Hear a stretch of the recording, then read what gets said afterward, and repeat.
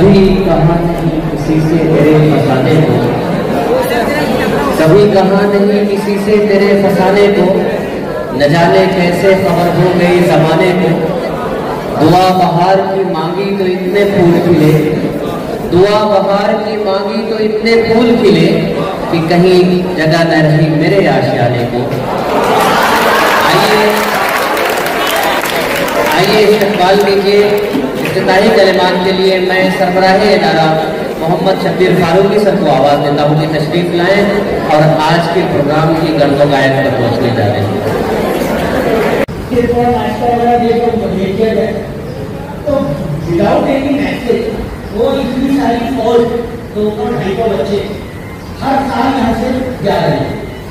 मैंने ये ज़ाहिर राम नाम से प्रोग्राम शुरू किया था, मैंने इनको बोला कि वो बहुत दोस्तों में मेरा कंसेप्ट अलग है, मेरे जहन में क्या खाता है। मैं नहीं चाहता कि ये बच्चे तो इतने 6 साल हमारे पास में रहे और इस बिल्डिंग में बहुत सारे बच्चे ऐसे केजी के आए हुए और ऊपर पढ़ रहे थे, प्राइमरी, फिर पहली दूसरी में पढ़े, चौथी तक पढ़ा, फिर 5वीं से वो डायरेक्टली हमारे पास आए। यानी इस बिल्डिंग में उनके 10 से 12 साल कुछ बच्चों के गुजरे हैं और कुछ जो है 5वीं से आए थे। तो इतने सारे उनके साल वेस्ट हो जाए और वो बाहर ऐसे बगैर किसी पैगाम के चले जाए, हम ये बिल्कुल नहीं चाहते। समझ में आया हमारा क्या मकसद है? मैसेज के बगैर कैसे जा सकते हैं? एक इदारे में जिसमें आप छोटे से आप बड़े हो, आप इसमें थे, मासूम थे, चेहरा आपका भोला भाला था और उसमें अब करफ्तगी आ गई, सख्ती आ गई, 10वीं क्लास में पहुंचते पहुंचते मूंछें आ गई, किसी की दाढ़ी भी आ गई। और वो बच्चा इतना बगैर कोई मैसेज के इस प्रेमाइसिस से निकल कर सीधे चले जाए, ये बात कैसे कोई टीचर गवारा कर सकता है? जिसने 10 साल 12 साल इस प्रेमाइसिस में गुजारा है, ऐसे स्टूडेंट, ऐसे एक तालिब इल्म की हैसियत से वो कैसे जा सकता है और कैसे उसको जाना चाहिए? देखिए, मैं एक और इस चीज के साथ में पैगाम है, ज़्यादा रहा तो मतलब समझा के हट जाऊंगा, लेकिन उससे पहले एक और चीज बताना बहुत जरूरी समझता हूँ। मैंने अभी 12 साल का जिक्र किया है। जिंदगी के 12 साल कम होते हैं क्या? किसी को लगता है कि 12 साल कम है? 1 साल का 1 मिनट, जब हम वक्त की अहमियत की बात करते हैं तो 1 मिनट की भी कदर होती है, 1 लम्हे की भी कदर होती है। और हमेशा टीचर्स, बड़े आलिम साहब, बड़े लोग ऐसे हमको सिखाते रहते हैं कि वक्त की कदर करो, क्योंकि एक लम्हा कीमती है। समझ में आई बात नहीं? अब जब वो वक्त की कदर, तो आज 12 साल हम गुजार के इस कैंपस से, इस प्रेमाइसिस से घर जाने वाले हैं और नए रास्ते चुनने वाले हैं। आपको पता है कि ये 10वीं क्लास, अभी ये आप भी सुन रहे हैं और 8वीं क्लास के जो बच्चे बैठाए गए हैं वो भी सुन रहे हैं। मैंने इसीलिए सबको कानून भी करवाया और मैं ही चाहता हूं कि सबका ध्यान जैसे अभी मेरी तरफ लगा हुआ है, बिल्कुल उसी तरह से डॉक्टर साहब की मेरे बात होने वाली है, पूरा ध्यान रहे, क्योंकि मैंने सीखा है डॉक्टर साहब से बहुत कुछ इतने दिन में, जब से मेरा उनसे राब्ता हुआ है। तो मुझको ऐसा लगा कि मैं अभी तक जितना सीखा हूँ उससे कुछ ज्यादा मैं उनसे सीख रहा हूँ। तो जब ऐसा शख्स सामने होगा, आप कितने अपने आप को तैयार करके बैठे, कितने खुशी के साथ बैठे और कितने एक बेताबी के साथ बैठे कि यार कुछ मैं नया सीख कर जाऊँगा।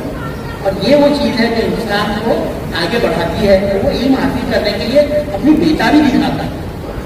एक एक जुमला जिंदगी में कीमती है, इस तरीके से एक एक लम्हा कीमती है। तो जिसने जहाँ से जो सिखा दिया वो उसको सीख ले, उसको अपनी गिराह में बांध ले। अब ये जो 12 साल की बात हुई, ये 12 साल के बारे में जरूर बताऊंगा कि देखो, ये मादर इल्मी कहलाती है। एक तो अपनी माँ है, एक अपनी माँ जिसने हमको जन्म दिया सबको, उस माँ की कदर करते हैं कि नहीं? करते हैं कि नहीं करते हैं? एक मरतबा ऐसा हुआ, मैंने ये कब मेरे जहन में कब आया, मैंने चाय लिया था मई में और जून में रिजल्ट आए थे एसएससी के, जिनको मैंने नहीं पढ़ाया था।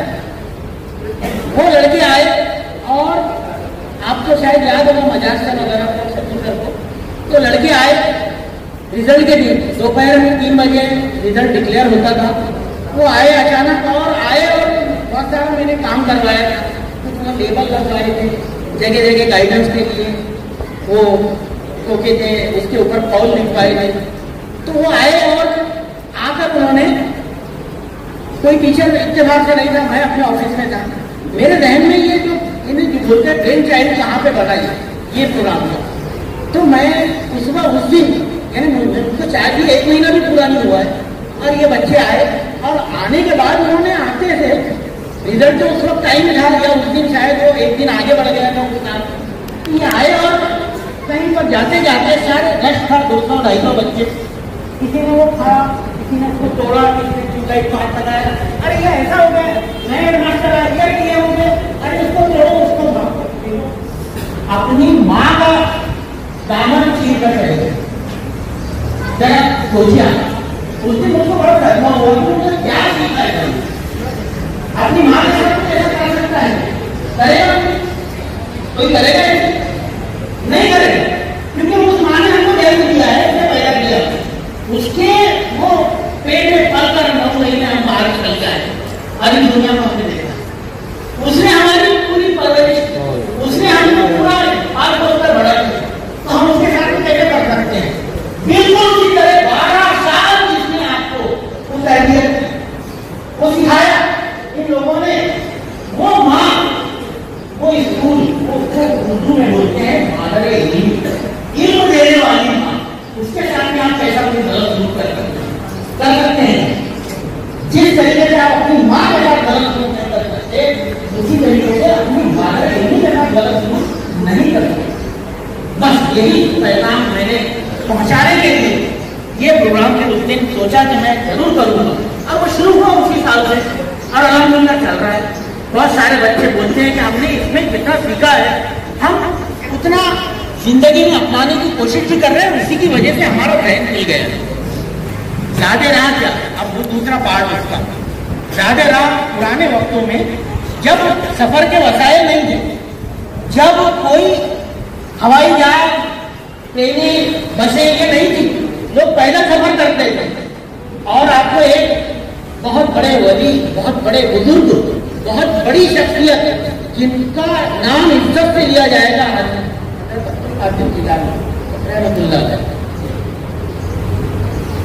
आप जब रवाना हुए सफर के लिए, आपको अब वहीं से दादे राह का बता दूं, वहीं से दादे राह समझा देता हूँ और हट जाता हूँ। इल्म हासिल करने के लिए उनकी वालिदा ने उनको रवाना करने के लिए काम शुरू किया कि भाई जब जाओ तुम और वो फला मुल्क में जाओ और वहां पे इल्म हासिल करके आओ। और आपको पता था कि आज के जैसा तेजी का सफर नहीं था, बल्कि क्या था, वो सफर था जिसमें महीनों लगते थे, फिर वहां पे रहना और वहां से फिर बरसों अपने वालिदैन से, अपने घर से कोई रास्ता नहीं रहना, क्योंकि वो इल्म हासिल करने गया बहुत दूर और अब बदल कर आएगा। हर शख्स का यही मामला मादी में हुआ करता था उस वक्त, जिस वक्त की मैं बात करता था। हजरत शेख अब्दुल कादिर जिलानी रहमतुल्लाह अलैह, वो जब रवाना हो रहे थे, उनकी वालिदा ने उनको समझाया कि बेटा झूठ मत बोलना, मैंने ये चीजें तुम्हारे साथ दे दी है, ये खाने की चीजें, ये तुम्हारे कपड़े, ये तुम्हारी किताबें, ये तुम्हारी चीजें, और ये कुछ पैसे हैं जो मैं तुम्हारे नेफे में यहाँ पे अड़स देती हूँ, ये उर्दू का वर्ड यही पढ़ा है, तो मैं लगा देती हूँ तुम्हारे नेफे में। और साथ में एक जुमला सिखाया कि तुम झूठ मत बोलना, तुमने झूठ मत बोलना। और रास्ते में जब वो रवाना हुए सफर के लिए दुआएं माँ की लेकर, और एक जुमला जो बहुत इंपॉर्टेंट था कि तुमने झूठ मत बोलना। और सफर शुरू हुआ काफले के, जिसके हवाले उनको किया गया था कि ये काफले के साथ में तुमको जाना है, ये लोग तुमको तुम्हारे मकाम पे छोड़ देंगे, ये अपने आगे चले जाएंगे। तो हुआ क्या रास्ते में कि उन्होंने जब डाका पड़ा एक मकाम पर, डाकू, किसी डाकुओं ने पकड़ा, सबको लूट लिया, और फिर उस बच्चे के पास जो कौन थे, एक बड़े बुजुर्ग, बहुत बड़ी शख्सियत उस तक में और उस वक्त, लेकिन वो बोलते हैं ना तरबियत क्या होती है, तरबियत क्या होती है। उनके पास में जो सामान था वो तो ले लिया, मुझे पूछा और कुछ है क्या बच्चे तेरे पास, बता, एक किसी डाकू ने, किसी चोर ने। तो उन्होंने कहा कि मेरे पास में इतने दिरहम है, इतने पैसे मेरे पास दिए मेरी वालिदा ने, बोले कहाँ है, पूरा ढूंढ लिया, नहीं मिला। और फिर आखिर में वो लेकर गया अपने सरदार के पास कि ये बच्चा मेरे से मजाक करता है, इसके पास पूरा ढूंढ लिया, नहीं मिला पैसा। ये बोलता है मेरे पास पैसा है, मैंने इसका सारा सामान ले लिया। तो सरदार ने भी उनसे पूरा तलाशी किया, नहीं मिला। उन्होंने निकाल कर अंदर से जहां वो छुपाया था तो पैसा निकाल कर उसके हाथ में दिया कि ये जब मुझको मिल नहीं रहा था, मेरे साथी को नहीं मिल रहा था, तो तुम तो बोल सकते थे कि मेरे पास नहीं है, तुम्हारे पैसे बच जाते हैं। तो मेरी माँ ने मुझको सिखाया कि झूठ कभी मत बोलो।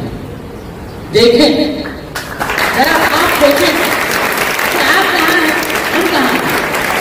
हम कहाँ हैं, जरा बताए मुझे। और ये वो तरबियत थी, ये वो ज़ादे राह था जो एक वालिदा ने एक बहुत बड़ी शख्सियत मुस्तकबिल की उनके हवाले किया था कि जाओ तुम्हारी पोटली में वो ज़ादे राह है।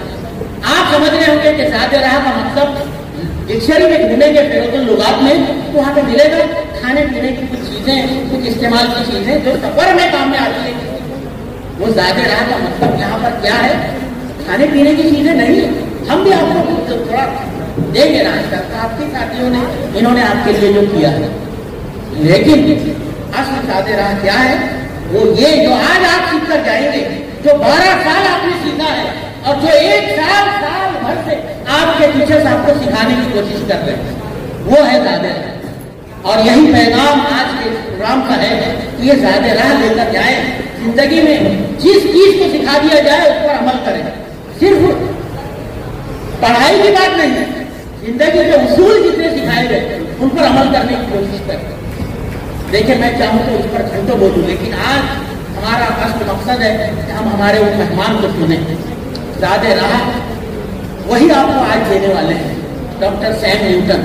हम किसी को जब सुनते हैं कहीं पर, मैं कभी जाता हूँ प्रोग्रामों में, मैं ना साल भर में नोट करता रहता हूँ। इस साल मुझको मिले ही नहीं, कोई नहीं जहन में आ रहा था कोई नया नाम।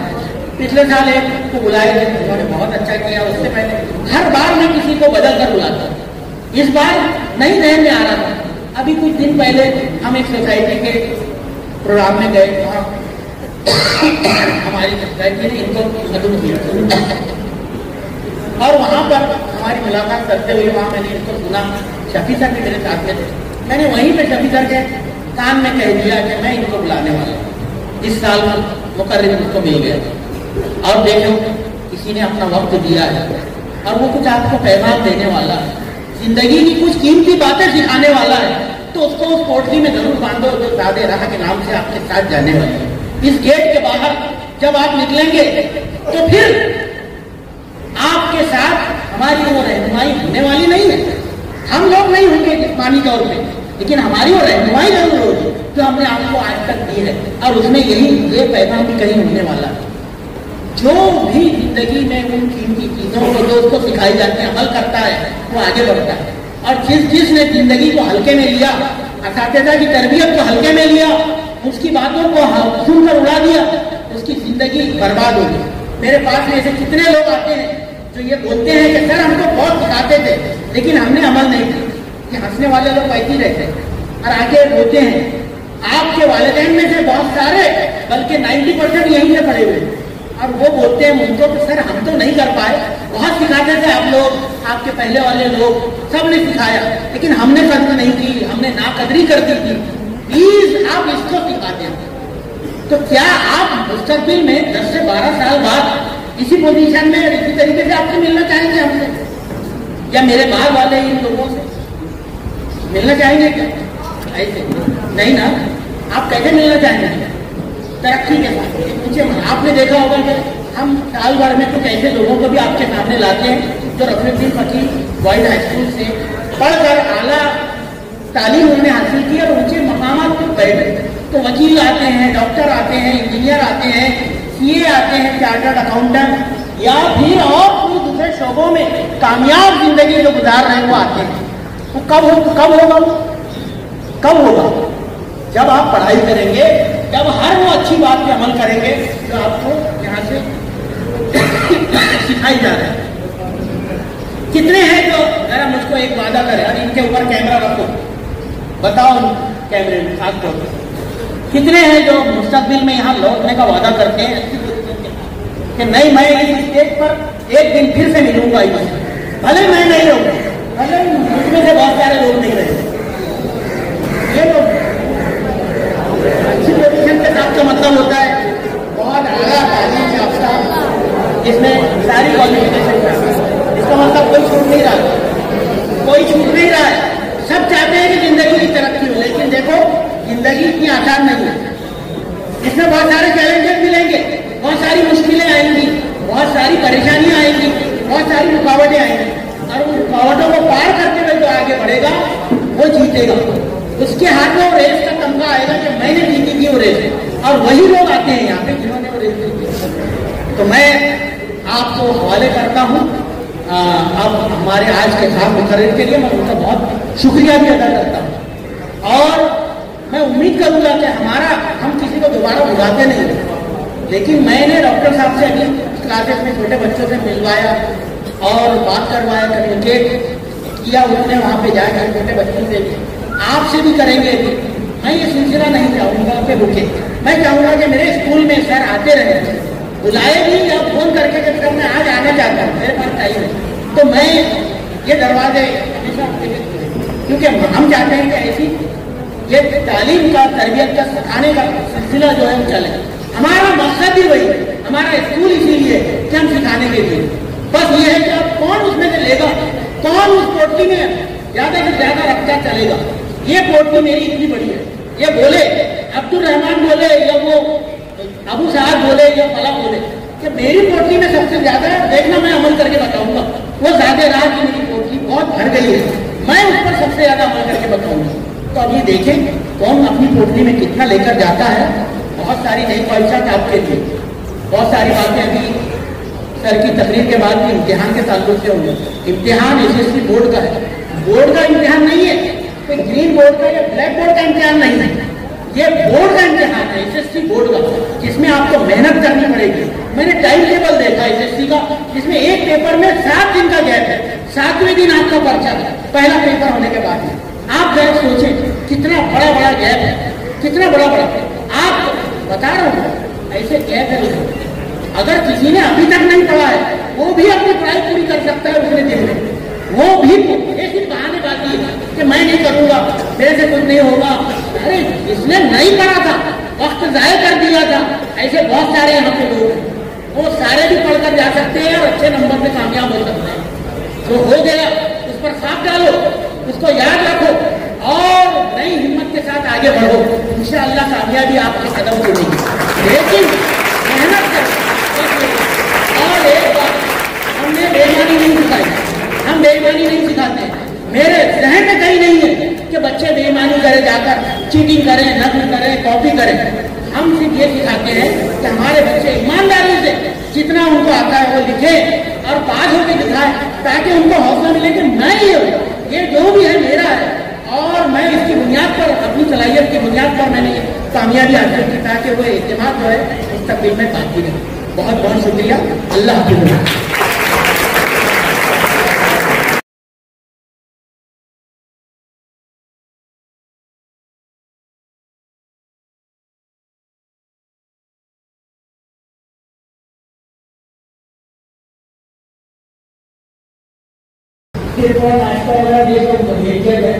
देखिए ऐसा है कि जब तक आवाज बंद नहीं होगी मैं आपको पढ़ाई रखूंगा, और दूसरा मसला ये है कि जब तक मैं अपनी बात पूरी ना करूं मैं आपको घर नहीं जाने दूंगा। तो इसके लिए बेहतर है कि आप हमारी बात को समझें। चलिए, तो नारियल पानी पीने के लिए तैयार है? तो नारियल को इंग्लिश में क्या कहते हैं? फैंटास्टिक। तो मैं आपको कोकोनट बनाना सिखाऊंगा, घर जाकर उसे तोड़िएगा और पी लीजिएगा, ठीक है? चलिए, तो सबसे पहले हम कोकोनट की जो करेंगे उसको बनाने की कोशिश करेंगे। सबसे पहले मुझे देखिए, मैं बता रहा हूँ कोकोनट में पहले सबसे पहले क्या आता है? राइट। तो जैसे सी के बाद में O, फिर से बाद में सी, फिर एक बार O, उसके बाद में है, उसके बाद U और उसके बाद T। राइट, चलिए कोशिश करते हैं। मैं करूँगा, मेरे पीछे पीछे आप भी करेंगे। चलिए सी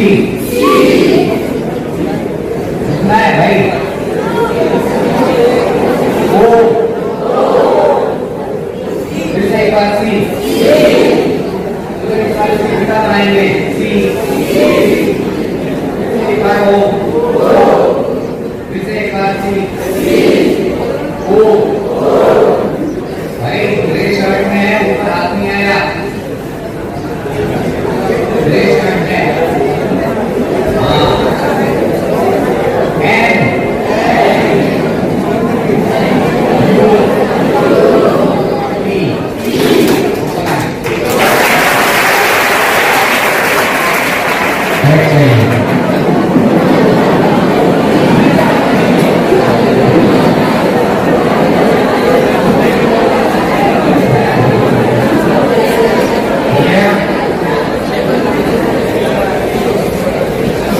हो गया सबका। बच्चे लोग मिलेंगे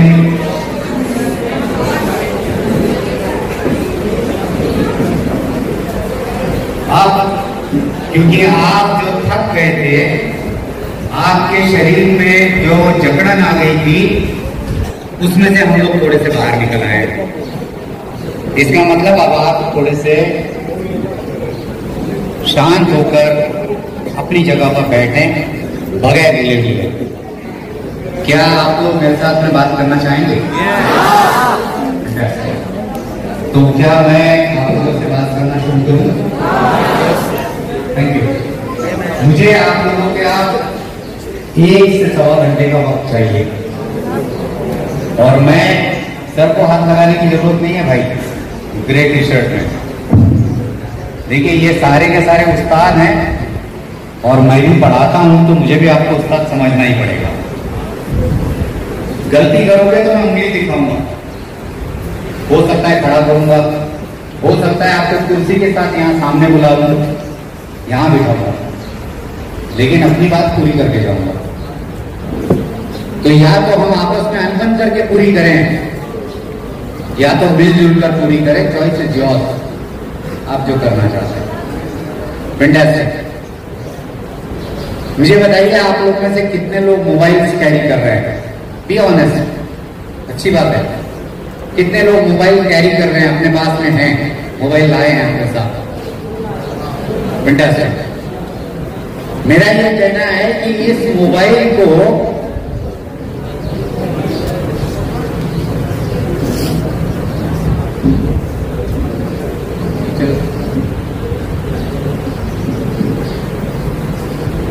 मेरा कहना है इस मोबाइल को थोड़ा सा साइलेंट पे रखते हैं आप, वाइब्रेटर मोड पे डाल दीजिए उसे, निकालिए अपने मोबाइल को। कोई बैंड बाजा नहीं बजाएगा, क्योंकि कोई नाचने को सामने नहीं आएगा, तो उसे साइलेंट पे रख दीजिए। अब दूसरा काम कीजिए, इस मोबाइल में वॉइस रिकॉर्डर है ना, तो उसका वॉइस रिकॉर्डर ऑन कर दीजिए, ताकि जो बात आपसे कही जा रही है ये आपके जहन में बैठे नहीं बैठे, आप उसको पकड़ पाओ या ना पकड़ पाओ, मोबाइल में दर्ज जरूर हो जाएगी। और आपको जब भी फुर्सत मिले इसे एक बार जरूर सुनिएगा, क्योंकि वो चीज है जो आपके लिए जिंदगी भर काम आ सकती है। हो गया सबका? चलिए, तो मोबाइल को रख दीजिए नीचे, अब पॉकेट में रख दीजिए, कहीं पे भी रख दीजिए। अब इसको कोई हाथ नहीं लगाएगा, ठीक है? यस। तो मैं आप लोगों से बात करना चाहता हूं, let us try to understand each other. एक दूसरे को समझने की कोशिश करें, क्या हो रहा है उस चीज को समझने की कोशिश करें। तो इस स्टेज पर जो हमारे रिस्पेक्टेड प्रिंसिपल साहब हैं, डेप्यूटी प्रिंसिपल साहब हैं, सुपरवाइजर्स हैं, सीनियर टीचर्स हैं, यहाँ पे कुछ टीचर्स हैं, पीछे कुछ टीचर्स बैठे हैं, इन सभी की परमिशन से मैं आज आप लोगों से बात करने की कोशिश कर रहा हूँ। प्यारे बच्चों, वेलकम टू दिस प्रोग्राम। और रादर आज मैं आप लोगों का स्वागत करता हूँ एक नए लर्निंग सेशन में।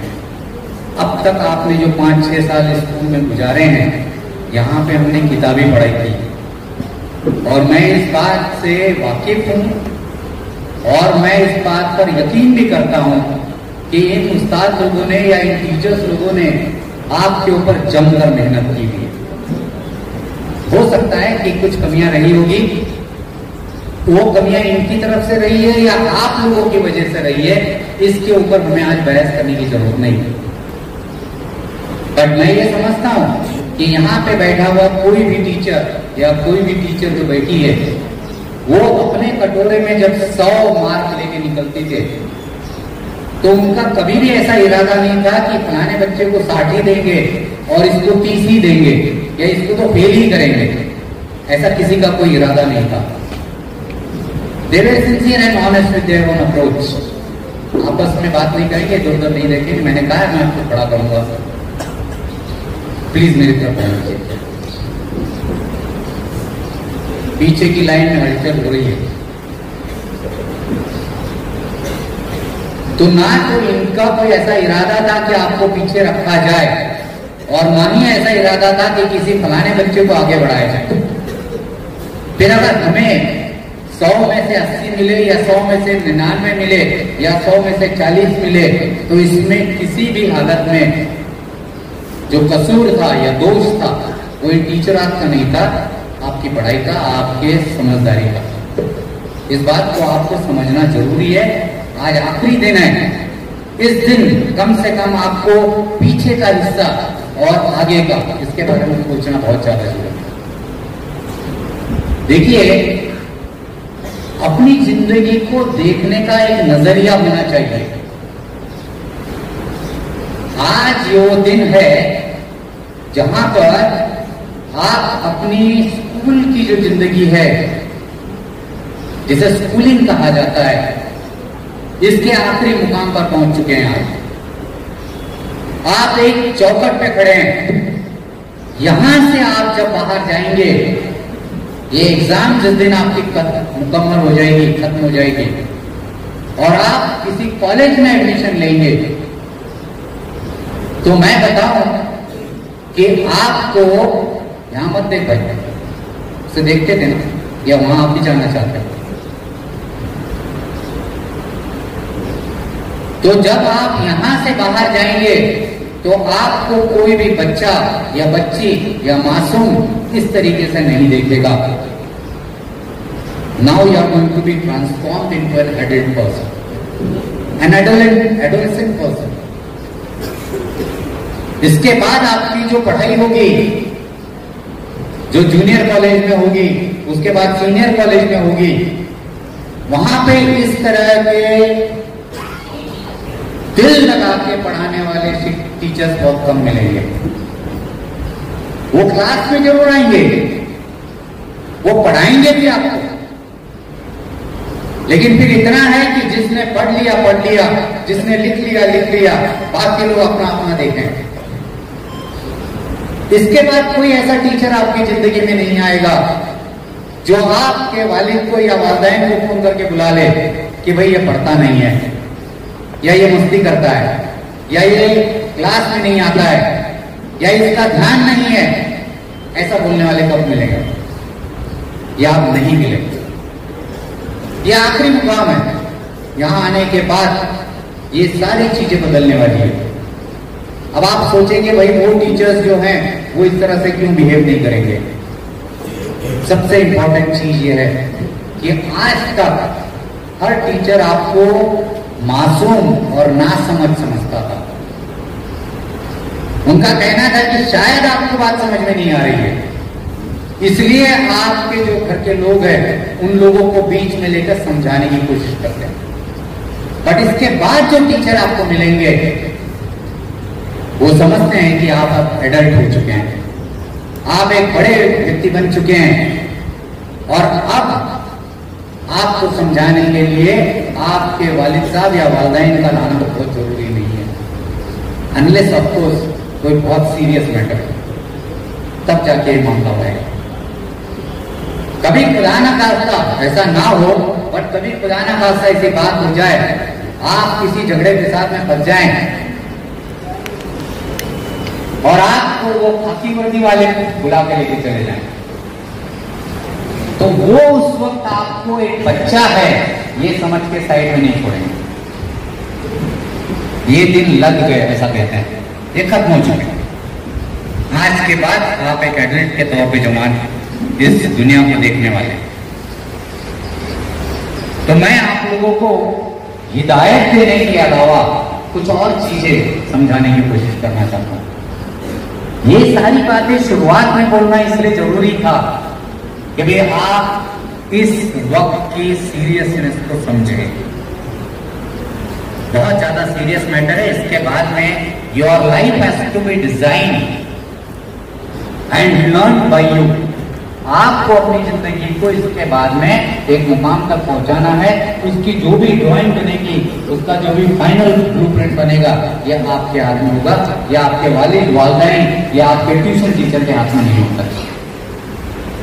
तो थोड़ा सा सीरियस हो जाइए, आपस में बात नहीं करना लगे।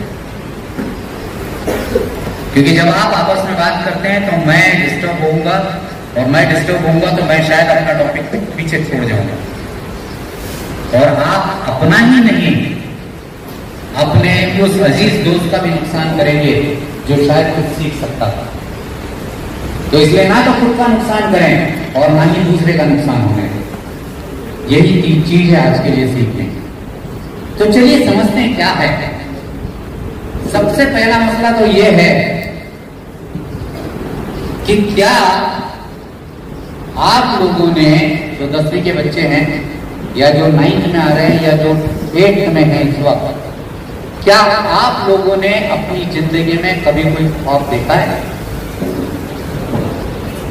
हाँ या ना? कितने लोगों ने देखा? कितने लोगों ने रात को सोने के बाद ख्वाब देखा है? वो हाथ ऊपर रख के बाकी नीचे कर दें। प्लीज हाथ नीचे कीजिए।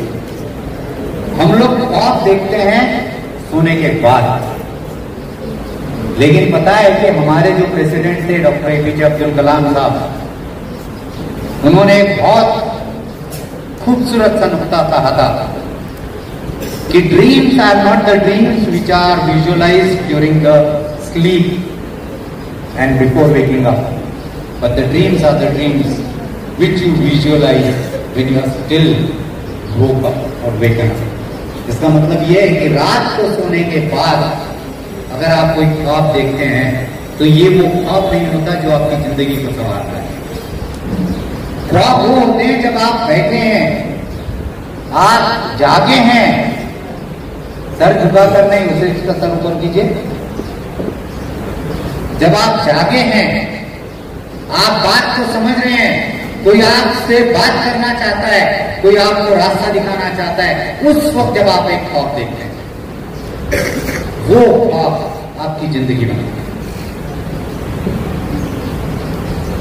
कितने लोगों ने ये सोचा कि मैं तो डॉक्टर बन जाऊंगा, या मैं इंजीनियर बनूंगा, या मैं एक साइंसदान बनूंगा, या मैं पायलट बनूंगा। ऐसे कुछ बच्चे हैं जो दिन में ये सोचते हैं। और अगर ये सोचते हैं तो इसका दूसरा पहलू बहुत इंपॉर्टेंट होता है। जैसे ये जो माइक है, ये अपनी जगह पे इसलिए खड़ा है मेरे हाथ में ना पकड़े होने के बावजूद, क्योंकि इसके ऊपर कुछ स्क्रू लगे हैं जो इस डेस्क को उसके जड़े हैं। अगर ये स्क्रू ना होते तो क्या ये माइक खड़ा होता? खड़ा नहीं हो सकता। सही है? ठीक उसी तरीके से जब आप ख्वाब देखते हैं और उन ख्वाब को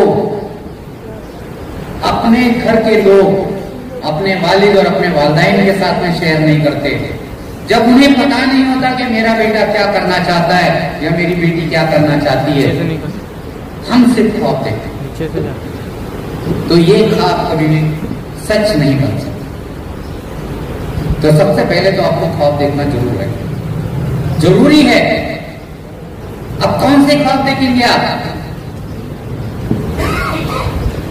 चलिए ख्वाब को थोड़ा देर के लिए दूर रखते हैं, फिर से इस टॉपिक पे मैं वापस आऊंगा। मैं आपसे पूछता हूं कि आप लोगों ने अपने वालिद साहब को और अपने वालिदैन को या अपने घर के जो बड़े लोग हैं उन लोगों को करीब से देखा है? कितने लोगों ने देखा है? अपने वालिद साहब को, वालिदैन को हाथ ऊपर करें, देखें। बहुत करीब से।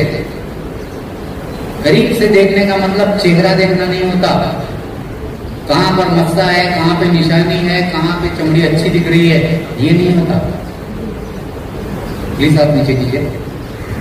करीब से देखने का मतलब होता है कि क्या आप जानते हैं कि वो आपको जो 2 जून की रोटियां खिलाते हैं, आपको ये जो प्यारे प्यारे कपड़े पहनाते हैं, आपकी डिमांड पे 3000 रुपए का जूता खरीद के देते हैं, वो अपनी जिंदगी में कितनी तकलीफें सहन करते हैं? किस किसने देखा? तो ये जगह अगर देखते हैं तो ये वो बच्चे हैं जिनको पता है कि मेरे परिवार में या मेरे फैमिली में किस तरह का स्ट्रगल है। और मोस्ट प्रोबेबली या जनरली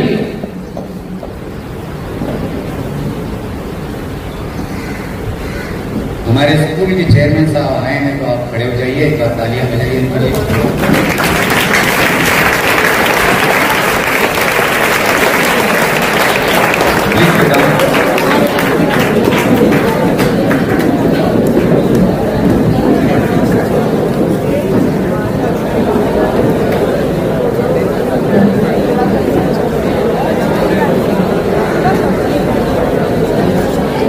ठीक है, चलिए, मैटर थोड़ा सा सीरियस है, हम लोगों को थोड़ा दिल लगाकर इस बात को सुनना जरूरी है। अभी हिले डुले नहीं, फिर से एक बार शांत हो जाइए। हेलो,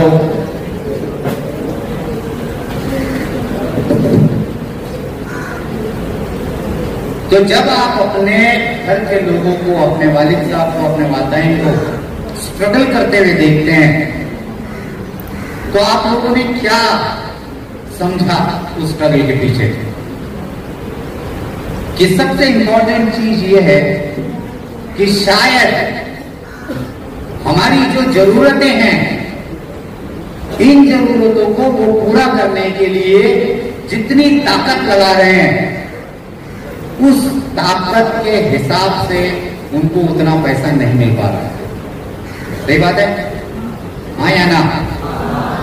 यानी जनरली स्ट्रगल कहां होता है? जनरली स्ट्रगल होता है जब financial ends do not meet. जितनी कमाई है उतना खर्चा नहीं हो पा रहा है, या जितना खर्च है उतनी कमाई नहीं हो पा रही। ये जो स्ट्रगल है, अगर आपने देखा है अपनी लाइफ में, अपने वालिद साहब को या वालिदैन को या चाचा मामा हो गए या आपके बाकी के बड़े बुजुर्ग लोग हैं आपके परिवार में, तो आपने किस बात का अंदाजा लगाया?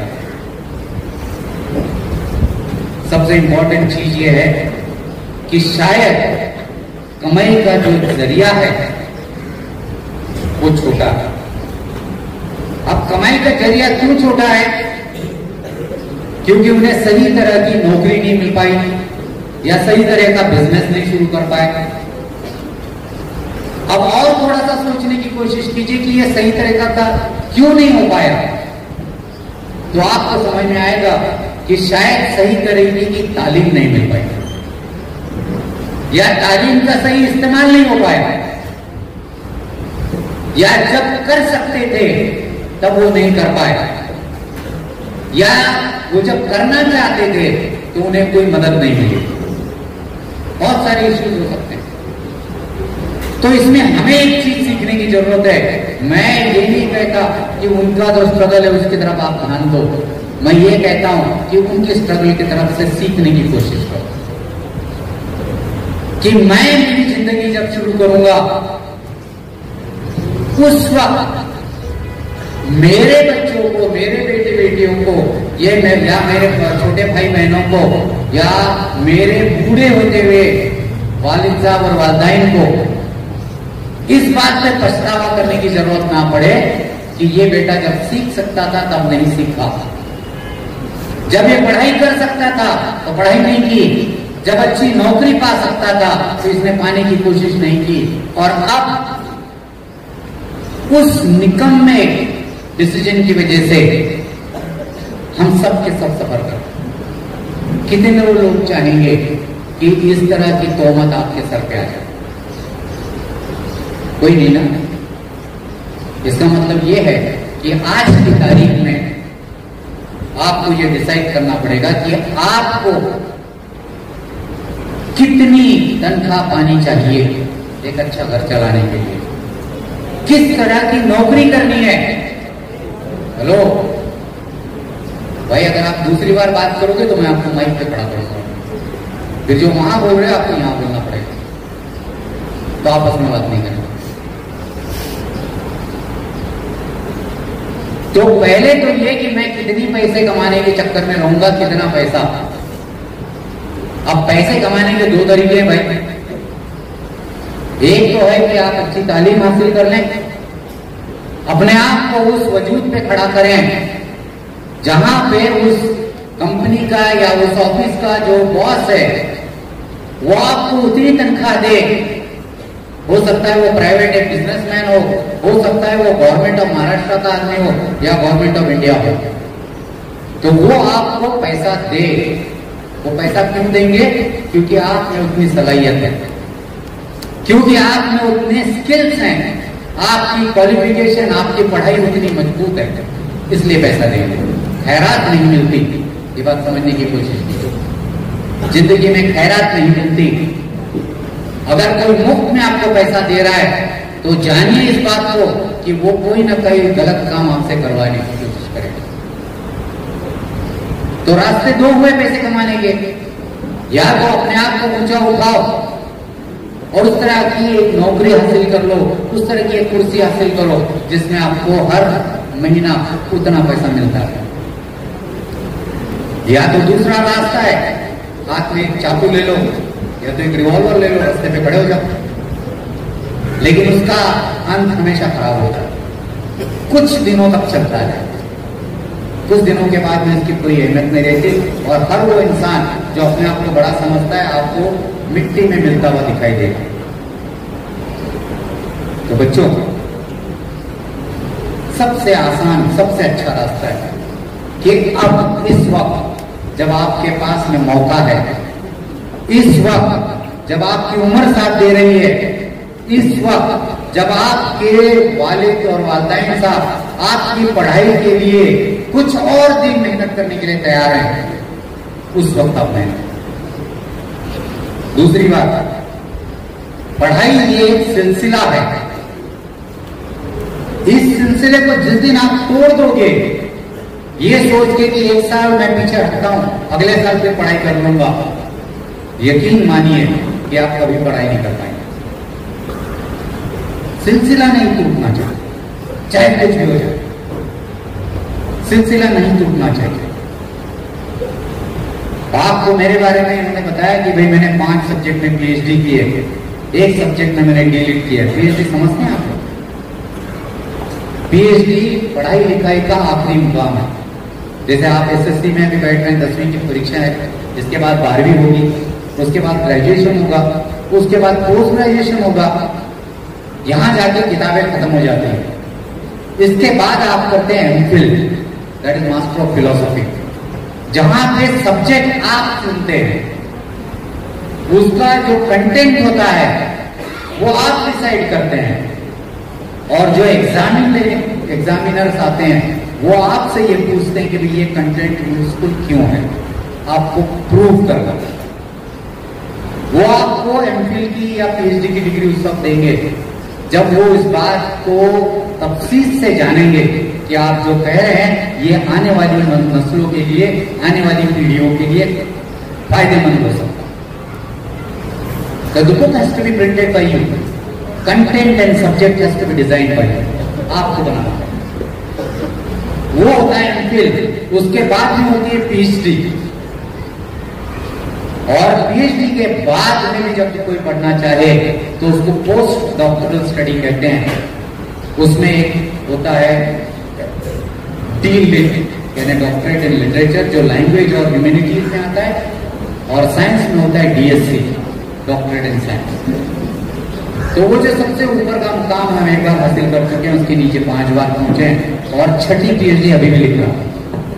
आपको विश्वास नहीं होगा, आज भी रात में बैठ के पढ़ता हूं, सिर्फ इसलिए कि पढ़ाई का ये सिलसिला जब तक आप कायम रखोगे तब तक आपकी ग्रोथ होती रहेगी।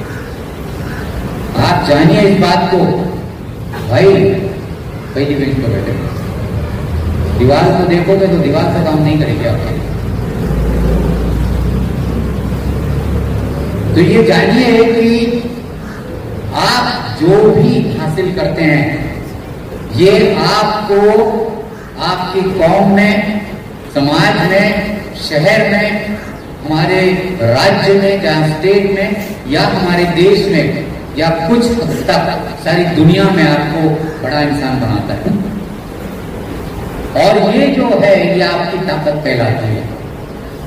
जहां तक ताकत का मसला है, 3 अलग अलग रास्तों से ताकत आती है। एक ताकत आती है पैसे से, दूसरी ताकत आती है आपकी जो अंदरूनी शरीरी ताकत है उससे, खूबसूरती से, और तीसरी ताकत आती है आपके स्किल और आपके नॉलेज से। और मैं आपको बताऊं कि पहली जो तीनों ताकतें हैं, पैसे वाली, खूबसूरती वाली या शरीर की ताकत वाली या किसी पॉलिटिकल लेवल के ऊपर की ताकत, ये एक वक्त आने के बाद में खत्म हो जाती है या अपना वजूद खो बैठती है।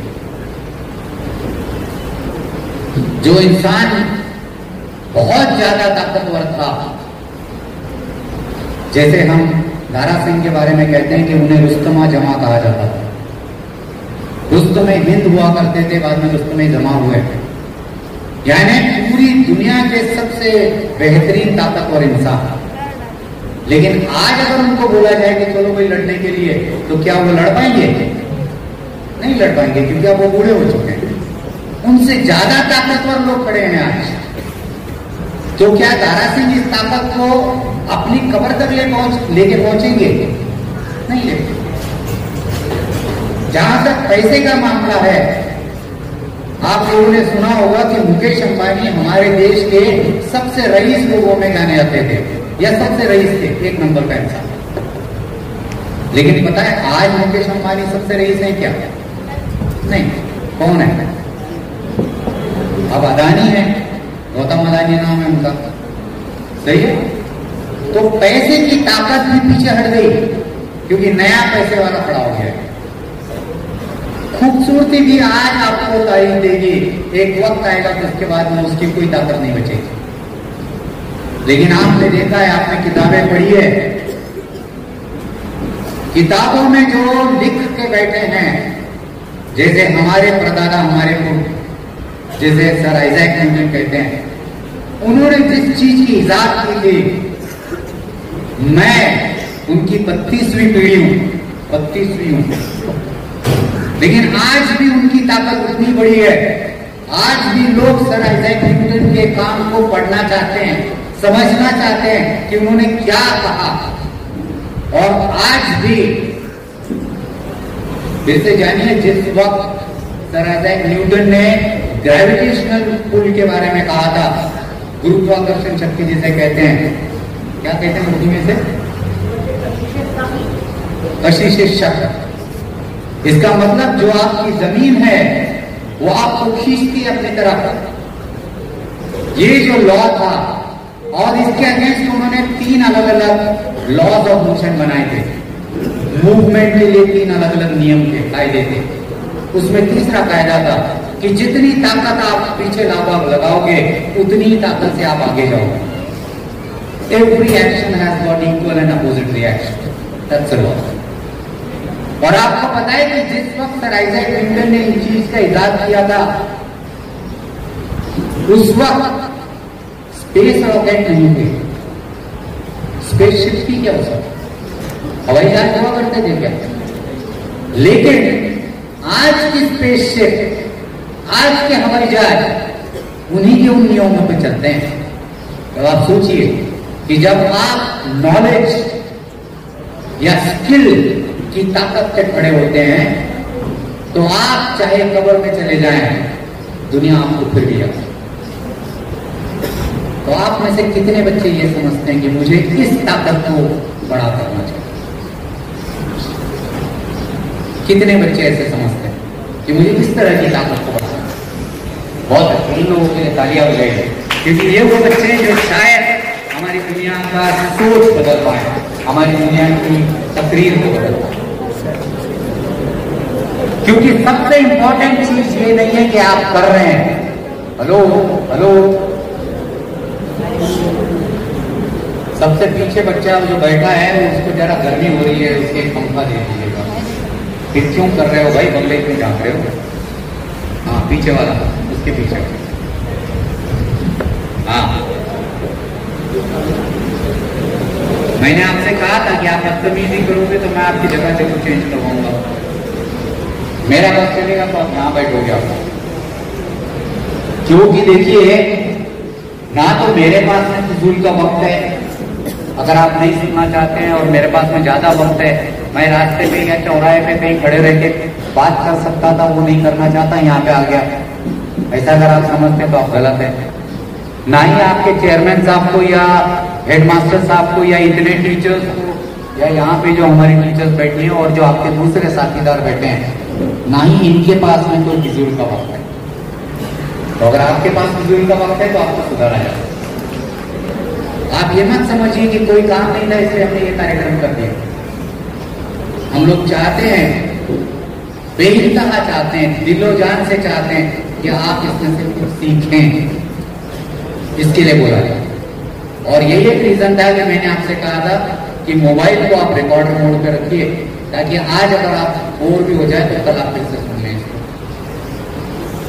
और बच्चों एक बात याद रखना कि जिंदगी में अच्छी चीजें सीखने का वक्त बहुत कम मिलेगा। बुराइयां तो हर चौराहे पे खड़ी है, आपको चौराहे पे भी जाने की जरूरत नहीं है, आपके घर में आकर बुराइयां सिखाएंगे लोग आपको। उस वक्त क्या करोगे, क्योंकि अच्छी बात सिखाने वाले लोग नहीं रहेंगे। तो आज जब मौका है, इसकी तरफ थोड़ा सा ध्यान दीजिए।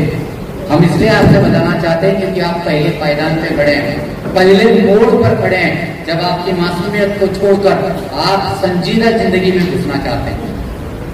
आप चाहो या ना चाहो, आपको घुसना तो पड़ेगा। तो जो वहां हो रहा है वो आपके साथ होगा जरूर। तो थोड़ा सा समझ लीजिए कि अपने आप को कैसे प्रोटेक्ट करेंगे, आप किस तरीके से आगे बढ़ेंगे। तो चलिए वहां पे आते हैं जब हम लोगों ने वहां क्या रोका था कि भाई अगर आप अपने वालिद साहब को, वालिदैन को स्ट्रगल करना देखते हैं तो स्ट्रगल के पीछे का कारण ढूंढने की कोशिश कीजिए, और रीजन आपको समझ में आएगा कि या तो तालीम सही नहीं हुई, या तो नौकरी सही नहीं मिली, या सही मुकाम पर सही वक्त पर ये पहुंच नहीं पाए। बहुत सारे रीजन हो सकते हैं उन्होंने कोशिश की पर उस वक्त का जो माहौल था सही नहीं था, उन्हें गाइड करने वाला व्यक्ति नहीं मिल पाया। अगर आप पूछेंगे अपने घर के बड़े बुजुर्गों तो वो यही कहेंगे कि यार हमें तो बताने वाला कोई था ही नहीं। तो आपको कुछ नसीब समझना चाहिए कि आपको बताने के लिए इतने लोग हैं और इनकी इतनी शिद्दत है कि वो खुद तो बता ही रहे हैं, ऊपर से दूसरों को भी बुला के ला रहे हैं कि भाई आप भी कुछ बता दीजिए। शायद हमारी तरफ से इनको भी कुछ तो भी मिले। तो ये खुश नसीबी है, हमारी खुशकिस्मती है कि हमारे जिंदगी में ऐसे मुकाम पे आए। और एक बात याद रखिएगा, जिंदगी में ऐसा वक्त जरूर आएगा, वो चाहे आप अच्छाई जगह पे खड़े हों, बहुत कुछ हासिल करने के बाद आप सोच रहे हो, या बहुत कुछ गंवाने के बाद सोच रहे हो, उस वक्त आपको इन्हीं टीचर्स की याद आएगी कि इन्होंने बहुत कोशिश की थी, हमने सीखा इसलिए हम यहाँ पहुंच गए, हम नहीं सीख पाए इसलिए आज हम भुगत रहे। दोनों तरफ से मौका जरूर आएगा। आप सोचिए कि आपको मौका कैसा मिलना चाहिए। तो चलिए, जब हम अपने वालिद वालिदैन की तरफ देखेंगे तो हमें ये समझ में आती है कि उन्होंने शायद सही डिसीजन नहीं लिया। उस वक्त जब वो पढ़ सकते थे उन्होंने पढ़ाई नहीं की।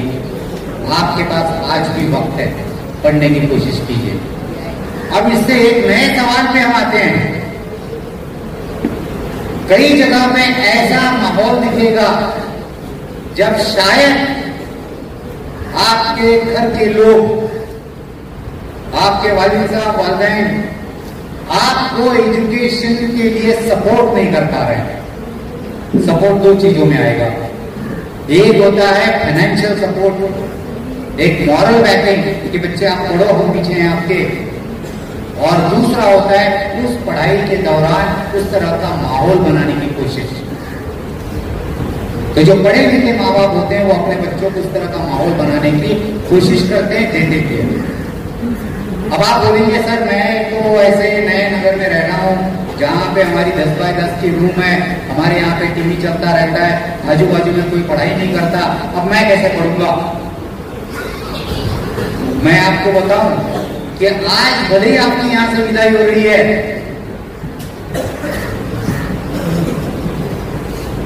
सर वो 4-5 लड़के पीछे वाले, 2 ब्लैक शर्ट 1 व्हाइट शर्ट,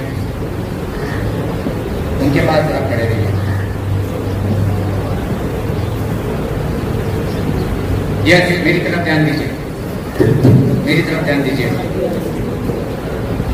तो हालांकि आज आपकी 10वीं की इस साल का आखिरी दिन है और आप इसके बाद स्कूल में पलट के नहीं आएंगे, ऐसा भले बोला जा रहा है, आपको भले विदाई दी जा रही है, लेकिन मैं बताऊं कि यहाँ बैठे हुए कोई भी टीचर या कोई भी यहाँ जो टीचर बैठे थे या पीछे आपके सामने पीछे खड़े हैं या हमारे जो इस इदारे के चेयरमैन हैं, ये लोग ऐसी कोई मंशा नहीं रखते कि आप इस स्कूल में पलट के कभी मत आओ।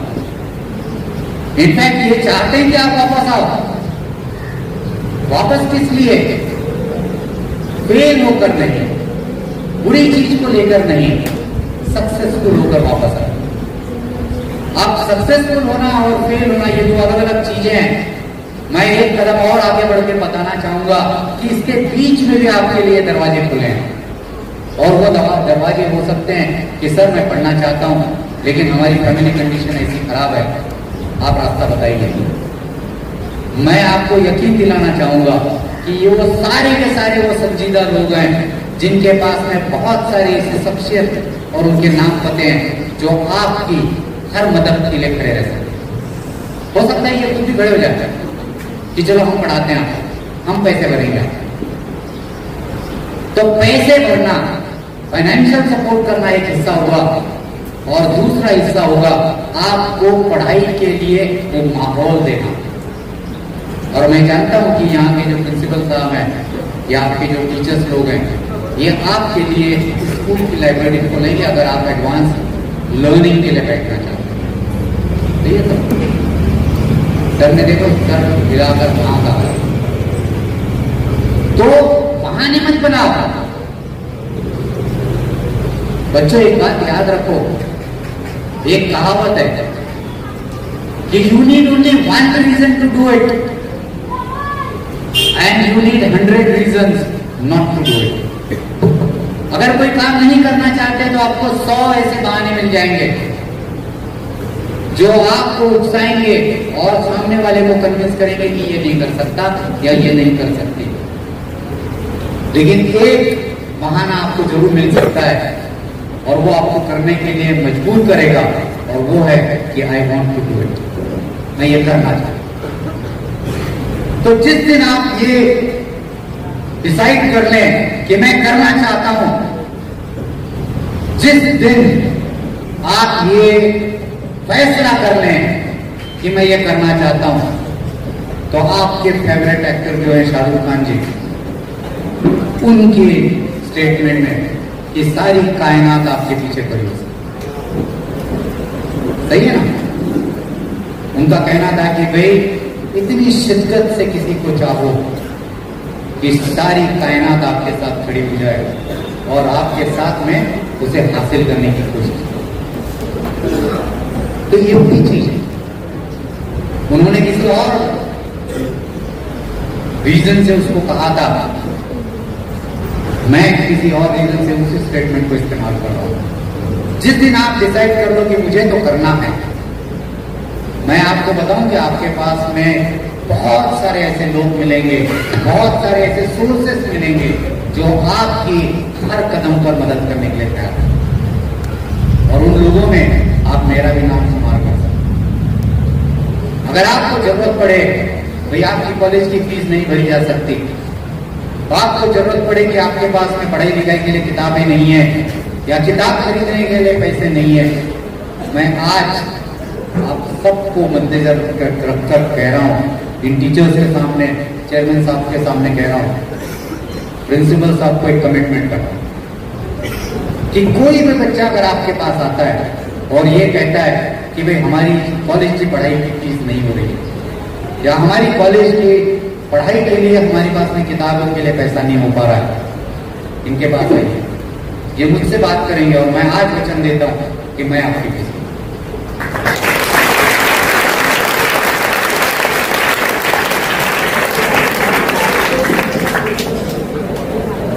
देखिए, मैं इस दुनिया का कोई आला इंसान नहीं हूं। मैं मेरे अल्लाह ताला का बहुत अदना सा चाहने वाला हूं और मैं समझता हूं कि इस दुनिया में मुझे जो भी हासिल है, ये हासिल मेरे लिए नहीं है, ये हासिल आप सबके लिए। और मैं अकेला नहीं हूं, इस दुनिया में ऐसे बहुत सारे लोग हैं, बहुत सारे लोग हैं जो आपकी मदद करने के लिए खड़े रहते हैं। ये तो हम इंडिविजुअल इंसान के बारे में बात कर रहे हैं। आपको पता है कि गवर्नमेंट ऑफ महाराष्ट्र, हमारी जो महाराष्ट्र की सरकार है, ये सरकार माइनॉरिटी के बच्चों की पढ़ाई के लिए बहुत सारी स्कॉलरशिप्स देती है। इसके अलावा सेंट्रल गवर्नमेंट, भारत सरकार, ये भी माइनॉरिटीज के पढ़ाई लिखाई के लिए बहुत सारी स्कॉलरशिप देती है। तो ये बहाने मत बनाओ कि हमारी माली हालत खराब है, हम पैसा नहीं जुगाड़ कर पा रहे हैं। गलत है ये सब बात। मैं आपको बताऊं कि मैं मौलाना आजाद अल्पसंख्यक आर्थिक विकास महामंडली के साथ भी जुड़ा हूं। मौलाना आजाद के नाम पे ये अल्पसंख्यक यानी हम माइनॉरिटी में आते हैं, मुस्लिम, ईसाई, बुद्ध, जैन, पारसी और पंजाबी, जैन, इन लोगों की कौम की तरक्की के लिए सरकार ने बहुत सारा पैसा साइड में रखा हुआ। मैं आपको बताऊं कि मौलाना आजाद करीब करीब 600 करोड़ रुपया पिछले साल बच्चों की पढ़ाई के लिए बांट चुका है। और इस वक्त के जो उसके सदर साहब हैं, चेयरमैन साहब हैं, उनका कहना है कि मैं 2000 करोड़ रुपए तक खर्च करने के लिए तैयार हूं। तो क्या 2000 करोड़ में आपकी कॉलेज की फीस नहीं आ सकती? आ सकती, प्रोवाइडेड आप पढ़ना चाहें। अगर आप उसके लिए अप्लाई करें, अगर आप उसका रास्ता जानते हैं और शिद्दत से करें, तो ये सब मुमकिन है। इसके अलावा बहुत सारी दूसरी ऑर्गेनाइजेशंस हैं जो स्कॉलरशिप्स देती हैं। और स्कॉलरशिप का मतलब 500 रुपया, 1000 रुपया नहीं होता। मैं आपको बताऊं कि स्कॉलरशिप की डेफिनेशन बदल गई है। स्कॉलरशिप का मतलब होता है कि कॉलेज की या आपकी जो पढ़ाई लिखाई का खर्चा है वो पूरा का पूरा दिया जाए, 1 रुपया भी कम नहीं। मैं आपको बताऊं कि minority community development department, government of Maharashtra और NMDFC, ये गवर्नमेंट ऑफ इंडिया का ऑर्गेनाइजेशन है, उन बच्चों को सपोर्ट करता है जो ग्रेजुएशन करने के बाद में फॉरेन में स्टडी करना जाना चाहते हैं। पता है कितनी फीस लगती है? करीब करीब 40 से 50 लाख रुपया, टू बी प्रिसाइज 42 लाख से 48 लाख रुपया। और उसमें क्या क्या आता है? 20 से 24 लाख रुपया कॉलेज की फीस और करीब करीब उतनी ही रकम आपकी cost of living. Cost of living का मतलब जब आप फॉरेन में चले जाएंगे पढ़ने के लिए तो वहां आपको हॉस्टल में रहना पड़ेगा, आपको खाना पीने का खर्चा लगेगा, आपके आने जाने का खर्चा लगेगा, आपकी पढ़ाई में किताबें, नोटबुक, कॉपियां, जेरॉक्स और ये सारी चीजें लगेंगी। यहाँ से आपको जाने का एयर टिकट लगेगा, वहां से वापस आने का एयर टिकट लगेगा। और ये सारा का सारा पैसा ये स्टेट गवर्नमेंट और सेंट्रल गवर्नमेंट पे करेगी। अब तो पढ़ोगे, अब तो पढ़ोगे। इसके अलावा कई ऐसी यूनिवर्सिटीज हैं हमारे देश में भी और फॉरेन कंट्रीज में भी जिसको सरकारी मदद की कोई जरूरत नहीं पड़ती, आपको अप्लाई करना पड़ता है और एक एसओपी लिखते हैं जिसे हम लोग स्टेटमेंट ऑफ पर्पस कहते हैं कि आप जिंदगी में क्या करना चाहते हैं। और वहां हमारे ऐसे लोग होते हैं जो आपके वो 200 शब्दों के ऐसे को पढ़ते हैं, निबंध को पढ़ते हैं। क्या कहते हैं दोनों में ऐसे को? मकबूल, इसे पढ़ते हैं मजमूल। तो ये जो मजमूल है इसे पढ़ा जाता है और 2 लफ्जों के बीच में या 2 लाइनों के बीच में आप क्या छुपा रहे हैं या क्या कहना चाहते हैं इसे जाना जाता है। और फिर वो यूनिवर्सिटी आपको इनवाइट करती है, वो यूनिवर्सिटी आपकी फीस माफ करेगी, वो यूनिवर्सिटी आपके रहने का खाने का खर्चा करेगी, आपके आने जाने का खर्चा करेगी। अब तो पढ़ना चाहोगे तो अब बहाने बनाने की कोई जगह नहीं बची। वो चाहे मेरे वालिद और वालिदैन से रिलेटेड हो या फाइनेंशियल कंडीशन से रिलेटेड हो या हमारा जो कुंबा है जहां हम रह रहे हैं वहां के माहौल का, अब आप किसी के पीछे नहीं चल सकते। तो अब अगर आप कुछ नहीं कर सकते तो एक ही इसके पीछे का रीजन दिखाई देगा और वो ये है कि आप करना नहीं चाहते। फिर उस वक्त आपको ये मौका नहीं मिलेगा कि आप बहाने बनाओ, आपके बेटे और बेटी के सामने ये बहाने बनाओ कि यार हमको तो कोई मौका ही नहीं मिला। क्योंकि आज की तारीख गवाह है कि किसी एक बंदे ने आपको आके ये बात आपके दिल में जो उतारी है कि हर तरह की मदद की जा सकती है, हर तरह का माहौल मिलाया जा सकता है, सिर्फ यहां पर एक इच्छा होनी जरूरी है कि मैं करना चाहता हूं। और जिस दिन आप करना चाहोगे उस दिन ये सब लोग आपके सामने खड़े होने की तैयार हैं। तो चलिए आप समझते हैं क्या क्या कर सकते हैं। सबसे पहली बात, अब आप 10वीं को पार करके आगे बढ़ रहे हैं तो इसके बाद आपकी पढ़ाई लिखाई में आपके माँ बाप का डिसीजन थोड़ा सा कम होने लगेगा क्योंकि उनको शायद वो समझ में नहीं आ रहा है आप क्या पढ़ना चाहते हैं। उनकी अपनी तालीम जो कि उससे कम रही होगी या वो उसमें हिस्सा नहीं लेना चाहते या उसको समझ नहीं पा रहे। तो ऐसे वक्त में आपके पास में दूसरा जो कुंबा है वो है आपके टीचर्स का, आपके उस्ताद लोगों का, आपके स्कूल का और मेरे जैसे कई लोग इस दुनिया में हैं जो आपकी रहनुमाई करने के लिए, आपको गाइड करने के लिए हमेशा खड़े रहे। सिर्फ इतना है कि जब आपको मौका मिला तो आपने उसे पकड़ा कर, और अगर आप पकड़ लोगे तो मैं आपको लिख के देता हूं कि आप पीछे कभी नहीं रहोगे। तीसरी बात समझाने की कोशिश करूंगा कि जो इंसान सक्सेसफुल होता है वो इंसान हालात की तरफ उंगली नहीं दिखाता, हालात से उबरने की कोशिश करता है।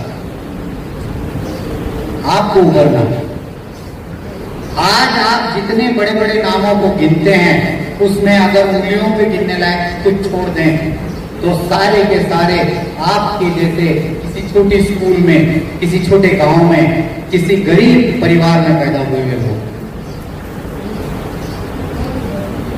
और इन लोगों ने वो मुकाम हासिल किया जिंदगी में जिसकी आज भी हम लोग मिसाइल देते हैं, उसके बारे में हम लोगों को बताते हैं कि इन्होंने किया, आप भी कर सकते हैं। तो अगर वो कर पाए तो उसके पीछे एक रीजन था, I want to do it, मैं करना चाहता या मैं करना चाहती हूं। तो अगर आप करना चाहेंगे तो आपके पास में सब कुछ है, पूरी कायनात आपके साथ है। जिस खुदा ने आपको ये प्यारी सी जिंदगी दी है वो हमेशा आपके पीछे खड़े हैं। आपके वालिद और वालिदैन साहब आपके पीछे खड़े हैं। ये जो टीचर है आज आपको फेयरवेल दे रहे हैं, ये टीचर आप अपने बच्चे को लेकर स्कूल में आओगे तब भी आपके पीछे खड़े हैं। तालियां बजाने की जरूरत नहीं है।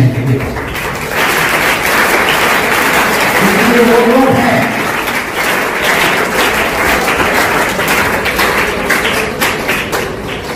क्योंकि ये वो लोग हैं जो एक महीने के आखिर में तनख्वाह पाने के लिए आए हैं। ये वो लोग हैं जो इस माशरे को बदलना चाहते हैं। ये वो लोग हैं जो बच्चों की जिंदगी बनाना। इसलिए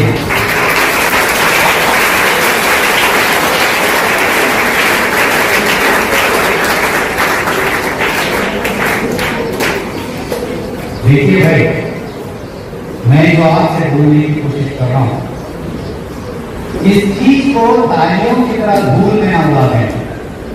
इस चीज को अपने जहन में बिठा, इसे याद करने की कोशिश करें कि ऐसा कौन सा मजमून था जो आज के दिन मेरे सामने रखा गया।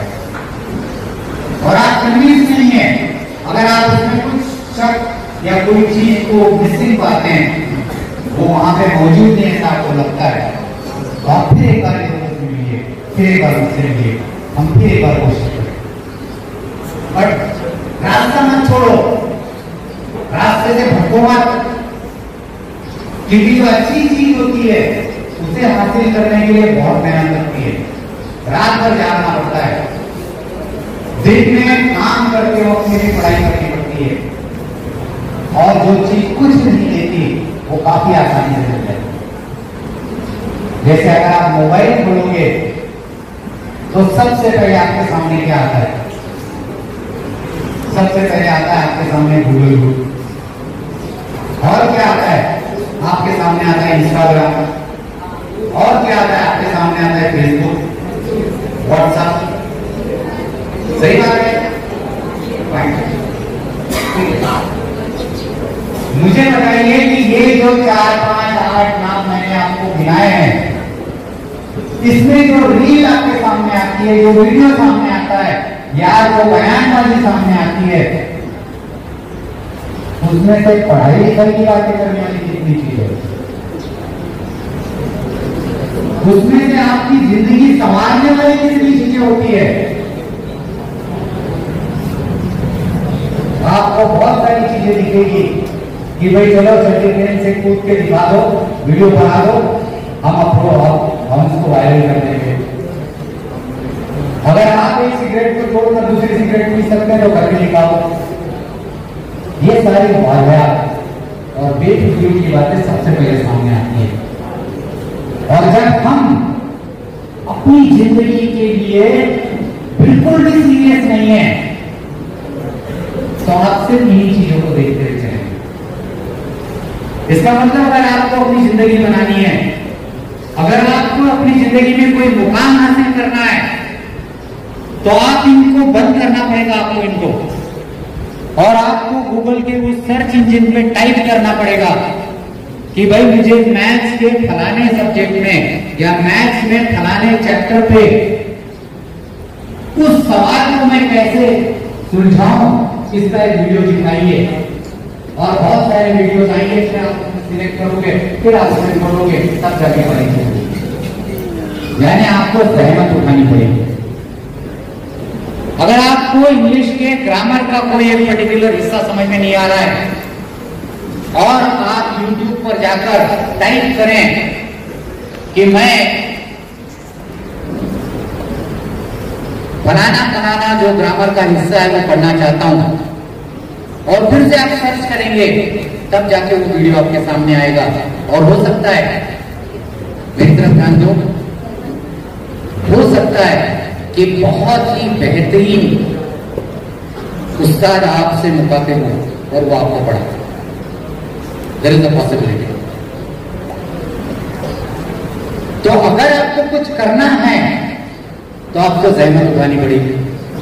अगर आपको कुछ करना है तो जो आसानी से मिल रहा है उसको बंद करना पड़ेगा और मेहनत की तरफ पहला कदम उठाना पड़ेगा। तो आपकी जिंदगी में अगर आप कुछ करना चाहते हैं तो आपको इन रास्तों पे चलना पड़ेगा, थोड़ी सी मेहनत करनी पड़ेगी, क्योंकि आज जो मेहनत करेगा यही वो बच्चा होगा जो आने वाले दिनों में हो सकता है इस तरह की स्टेज पर एक कुर्सी पर खड़ा हो और आने वाली नस्लों को इस तरह से माइक से सुना सके कि भाइयों मैंने भी ये किया।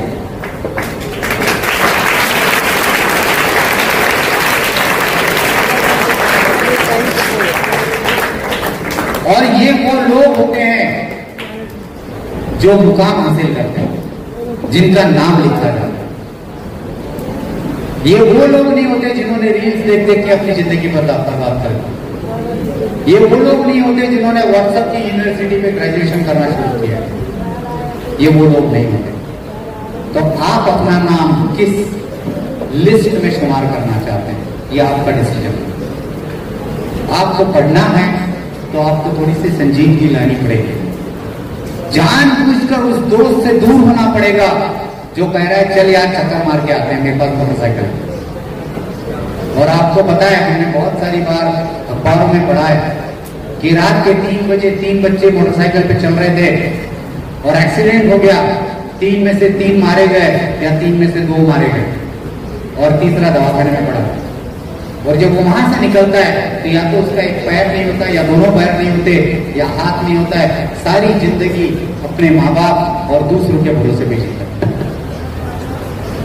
तो ऐसे दोस्तों को थोड़ा सा आपको दूर रखना पड़ेगा, क्योंकि ये वो वक्त है। इस वक्त अगर आप सही रास्ता चुन लोगे तो आपकी जिंदगी में बहुत सारा वक्त मिलेगा आपको एंजॉय करने के लिए।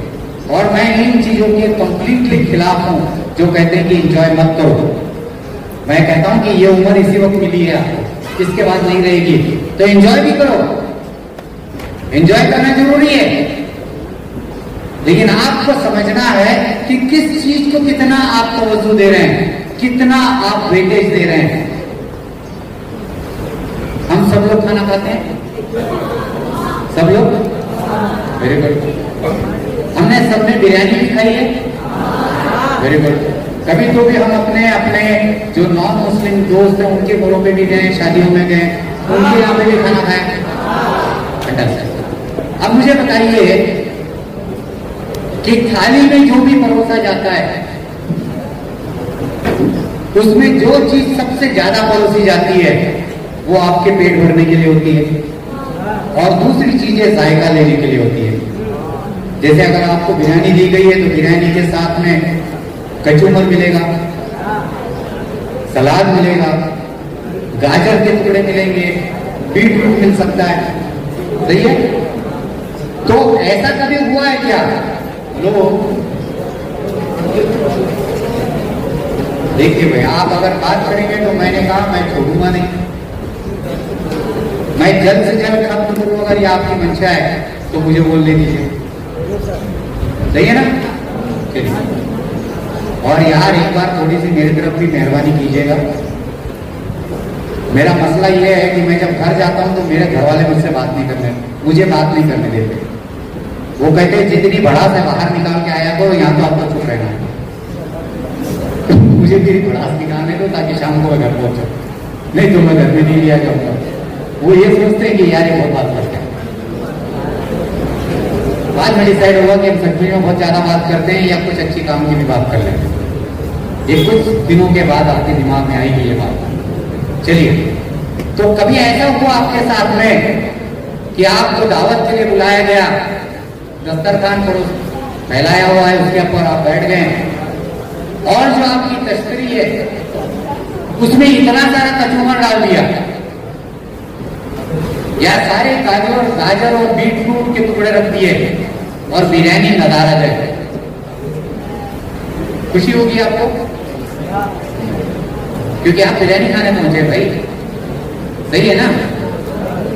उसी तरीके से अगर हम कोई नॉन मुस्लिम घर में जाते हैं तो वहां पे देखते हैं कि दाल है, चावल है, सब्जी है, चपाती है, सालन है, इसके अलावा अचार है, पापड़ भी है।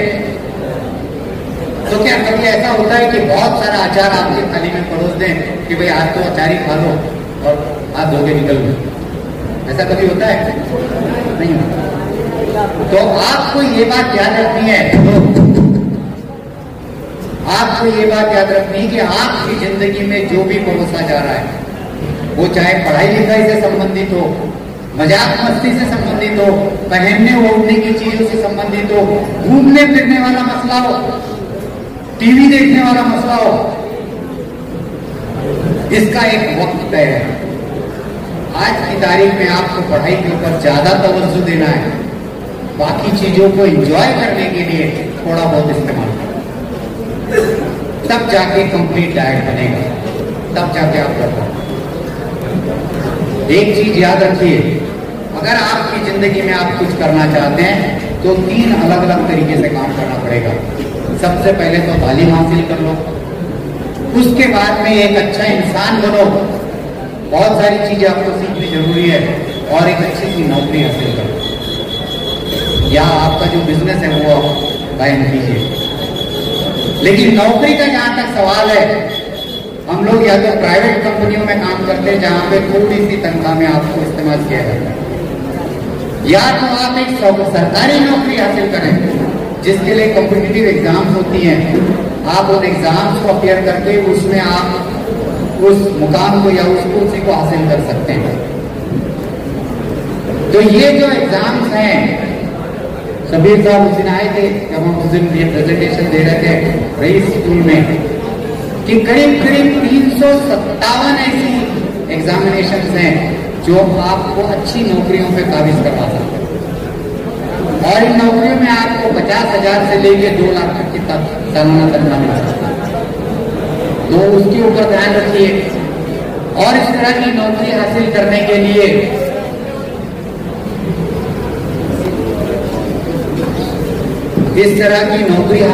के लिए आपको क्या पढ़ाई लिखाई कर लेनी चाहिए, पढ़ाई लिखाई के अलावा आपको और क्या कर लेना चाहिए, ये भी आपको समझ लेना जरूरी है।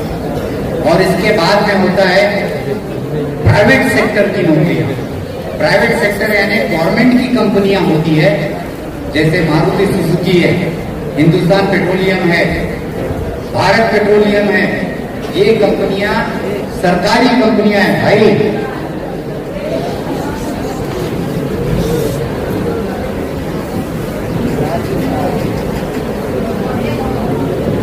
यस, तो 3 तरह की नौकरियां आपके सामने हैं, प्राइवेट ऑर्गेनाइजेशंस हैं, गवर्नमेंट ऑर्गेनाइजेशंस हैं, और इसके अलावा प्राइवेट सेक्टर का ऑर्गेनाइजेशन जिसे पब्लिक सेक्टर कहते हैं हम लोग।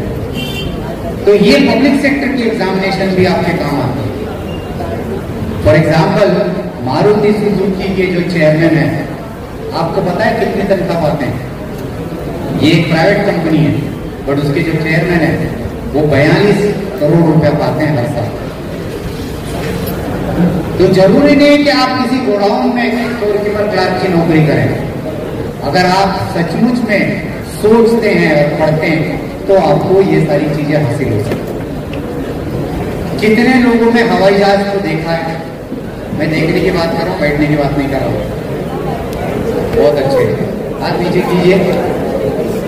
अब मुझे कोई एक बच्चा ये बताए कि हवाई जहाज का इंजन कहाँ होता है भाई?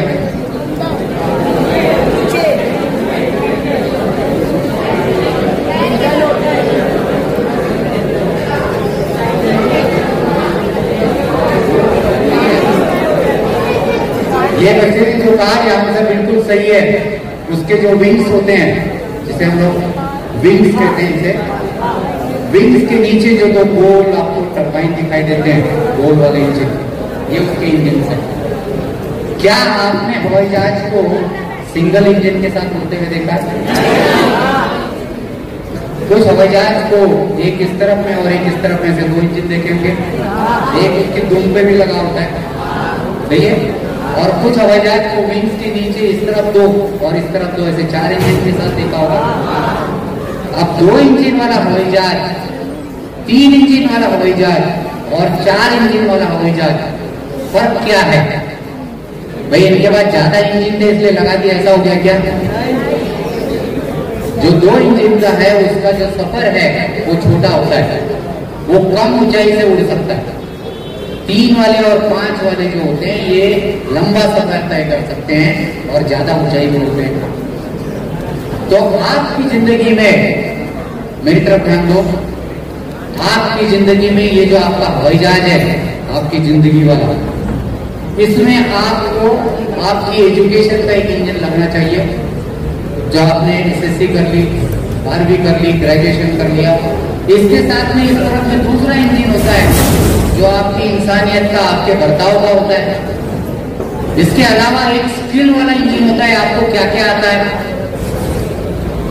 क्या आप मेरी तरफ ध्यान दो, क्या आप जो आज 15 या 16 साल के हैं अपने खुद के बारे में 15 वाक्य लिख सकते हैं इंग्लिश में या मराठी में या हिंदी में या उर्दू में? कितने लोग लिख सकते हैं? ठीक है, हाथ ऊपर ही रखना। अब मैं कह रहा हूं कि इसमें आपका नाम नहीं आएगा, आपके वालिद साहब का नाम नहीं आएगा, आपके स्कूल के बारे में नहीं आएगा, आपके क्वालिफिकेशन के बारे में नहीं आएगा, आपके मोहल्ले के बारे में नहीं आएगा। आप बताइए कितने लोग 15 लिख सकते हैं? जान लो अपने हाथों को देखकर कि जिस शरीर के साथ, जिस जहन के साथ मैं 15 साल से रह रहा हूं, उसके बारे में मैं 15 वाक्य नहीं लिख सकता। तो जब मैं किसी नौकरी में पहुंचूंगा, किसी इंटरव्यू में पहुंचूंगा, तो मैं अपने आप को क्या बताऊंगा कि मैं क्या चीज हूं। और हम ये इसलिए नहीं कर पा रहे हैं क्योंकि हमने अभी तक हासिल नहीं किया। आप हासिल करोगे तो लिखोगे ना भाई, वरना झूठ झूठ तो कोई भी लिखेगा। सही है कि नहीं भाई? मुझे 1000 तक के सारे पहाड़े आते हैं या टेबल्स आते हैं, वो बोलते हैं ठीक है भाई आप 998 का भाड़ा दिन के साथ बता दीजिए, तो हमारी तो बहस गई पानी में। तो झूठ नहीं, आप जब हासिल करोगे तब आप लिख पाओगे। छोटा सा सबक हासिल करने की कोशिश करें। और एक बात याद रखिए कि दुनिया किसी के ऊपर रहम नहीं करती। आज आप अगर स्कूल में हैं, कभी तो भी आप स्पोर्ट्स के मैदान में अपने दोस्तों के साथ गए। अगर 100 मीटर की दौड़ने की शर्यत थी तो आपका जो सबसे करीबी दोस्त है, क्या वो जानबूझकर इसलिए स्लो हो गया ताकि आप जीत जाओ? कभी नहीं हुआ ना। वो भी शिकस्त करेगा कि आपको हराया जा सके, वो तो करीबी है। हम प्याला हम निवाला रहा हुआ, फिर वो क्यों अपनी जिद नहीं छोड़ा? फिर बाहर का इंसान आपके लिए जिद क्यों छोड़ेगा? आपको ये बात समझनी है कि कोई मुरब्बत नहीं होती। And the best person gets the best. सबसे अच्छा उसी को मिलता है जो सबसे अच्छा, और सबसे अच्छे का मतलब जिसको पर्चे में आला नंबर मिले वो नहीं होता, जो जिंदगी को नजदीक से जानता है, जो बर्ताव करना जानता है, अच्छे अल्फाज जानता है, प्यारी सी लैंग्वेज जानता है, जिसे अगर माइक पर खड़ा किया जाए तो वो घंटा भर बात कर सकता है। वो इंसान हमेशा आला रहेगा और उसे उस तरह की तनख्वाह भी मिलेगी, पैसे भी मिलेंगे और उसे शाल और गुलदस्ते भी मिलेंगे। तो आप अपने आप को क्या करते हैं?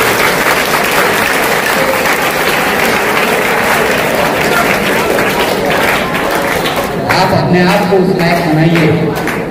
और दूसरी चीज आपको याद रखनी है, हेलो, आखिरी चीज बता रहा हूं मैं, ध्यान दोगे तो आखिरी होगी, नहीं तो आखिरी नहीं होगी।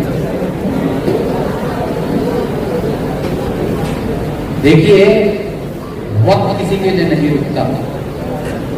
आज हमारे लिए जो माहौल है, जहां पे हमें घर जाने के बाद में थाली परोसी जाती है, खाने को मिल जाता है, आप डिमांड करोगे उस वक्त कपड़ा मिल जाता है, आपको चाहिए तो आपका बर्थडे किसी अच्छे से होटल में सेलिब्रेट किया जा सकता है।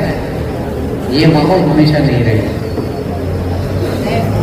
हमारी माली हालत हमेशा वैसी नहीं रहेगी। हमें जो लोग देने के लिए तैयार हैं वो हमेशा आपके साथ नहीं रहेंगे। तो आपको हमेशा याद रखना है कि आज है तो इसका इस्तेमाल कर लो, उसमें से कुछ तो भी हासिल कर लो। जब कमा के बैठोगे तो रोने के अलावा कुछ नहीं रहेगा। मैं समझता हूं कि आज के दिन इतना काफी होना चाहिए। और आप लोग समझदार हैं और अपनी जिंदगी के लिए थोड़े से सीरियस हैं। मैं चाहता हूं कि आप इन सब चीजों को इस्तेमाल करें। और जैसे सर ने वो जो शब्द इस्तेमाल किया था कि जाते वक्त एक पोटली दी जाती है, उस पोटली में कुछ तो भी रखा है। वैसे आप लोग जब भी क्लास में से बाहर निकले हैं, मेरी तरफ ध्यान दो, ये बहुत ही जिंदा मिसाल है। आप लोग जब भी क्लास में से निकले हैं तो आपकी नोटबुक में आपके उस्तादों ने या आपके टीचरों ने जो लिखवाया था वो हमेशा से उस नोटबुक में रहा है। और थोड़ी सी ईमानदारी से दिल पे हाथ रख के कहिए कि कितने लोगों ने जाके घर में वो नोटबुक की खोली है, और जिसने नहीं खोला क्या वो सीख पाएगा? तो ठीक इसी तरीके से ये जो पोटली आपको दी जा रही है, इसे दबा के रखने के लिए नहीं है, छुपा के रखने के लिए नहीं है, किसी कोने में डालने के लिए नहीं है, उसे खोल कर देखने के लिए, ताकि बार बार आप उसको समझें, बार बार वक्त के हिसाब से उस चीज को देखने की कोशिश करें, एनालाइज करें और अपनी जिंदगी को बनाएं।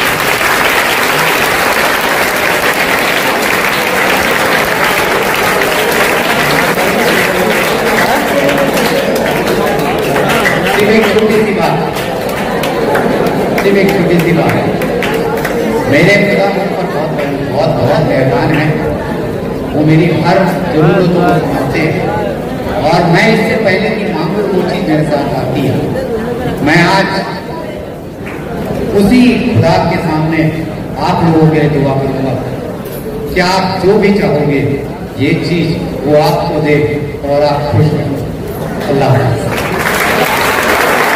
हमारे पास जनाब सैम न्यूटन साहब, जो अपने मुनफरिद अंदाज में अपने थोड़ा सा माहौल फिर से बनाए रखे। इंशाअल्लाह प्रोग्राम अनकरीब खत्म होने ही वाला है, बहुत ज़्यादा वक्त अब नहीं है, लिहाजा थोड़ी खामोशी और बरकरार रखें। सैम न्यूटन साहब ने अपने तालीमी जो तजर्बात हैं और जो कुछ भी उनके ख्यालात थे उसको बड़ी खूबसूरती से हमारे सामने पेश किया। हेडमास्टर साहब आपको आखिर में कुछ अहम हिदायत और कुछ अहम बातों की तलकीन करना चाहते हैं, लिहाजा हेड सर की बातों को आप गौर सुने। देखिए, सबसे अहम बात, एक तकरीर हुई आपके सामने और उन्होंने आपको सिखाने की कोशिश की। डॉक्टर सैम न्यूटन, मैं सिर्फ उसको 4 से 5 जुमलों में उसको कंक्लूड करता हूँ, बहुत जरूरी है। अब वो चीज क्या है? वो चीज है कि आपके वालिदैन तालीम में कितने आगे बढ़े या नहीं बढ़े, उनकी माशी सूरत हाल क्या है। मैं फिर से अभी इधर बातें लूंगा, मैं आपको इधर, मैं सबको जानता हूं, एक एक को जानता हूं मैं कि आप कौन कितना संजीदा था या है।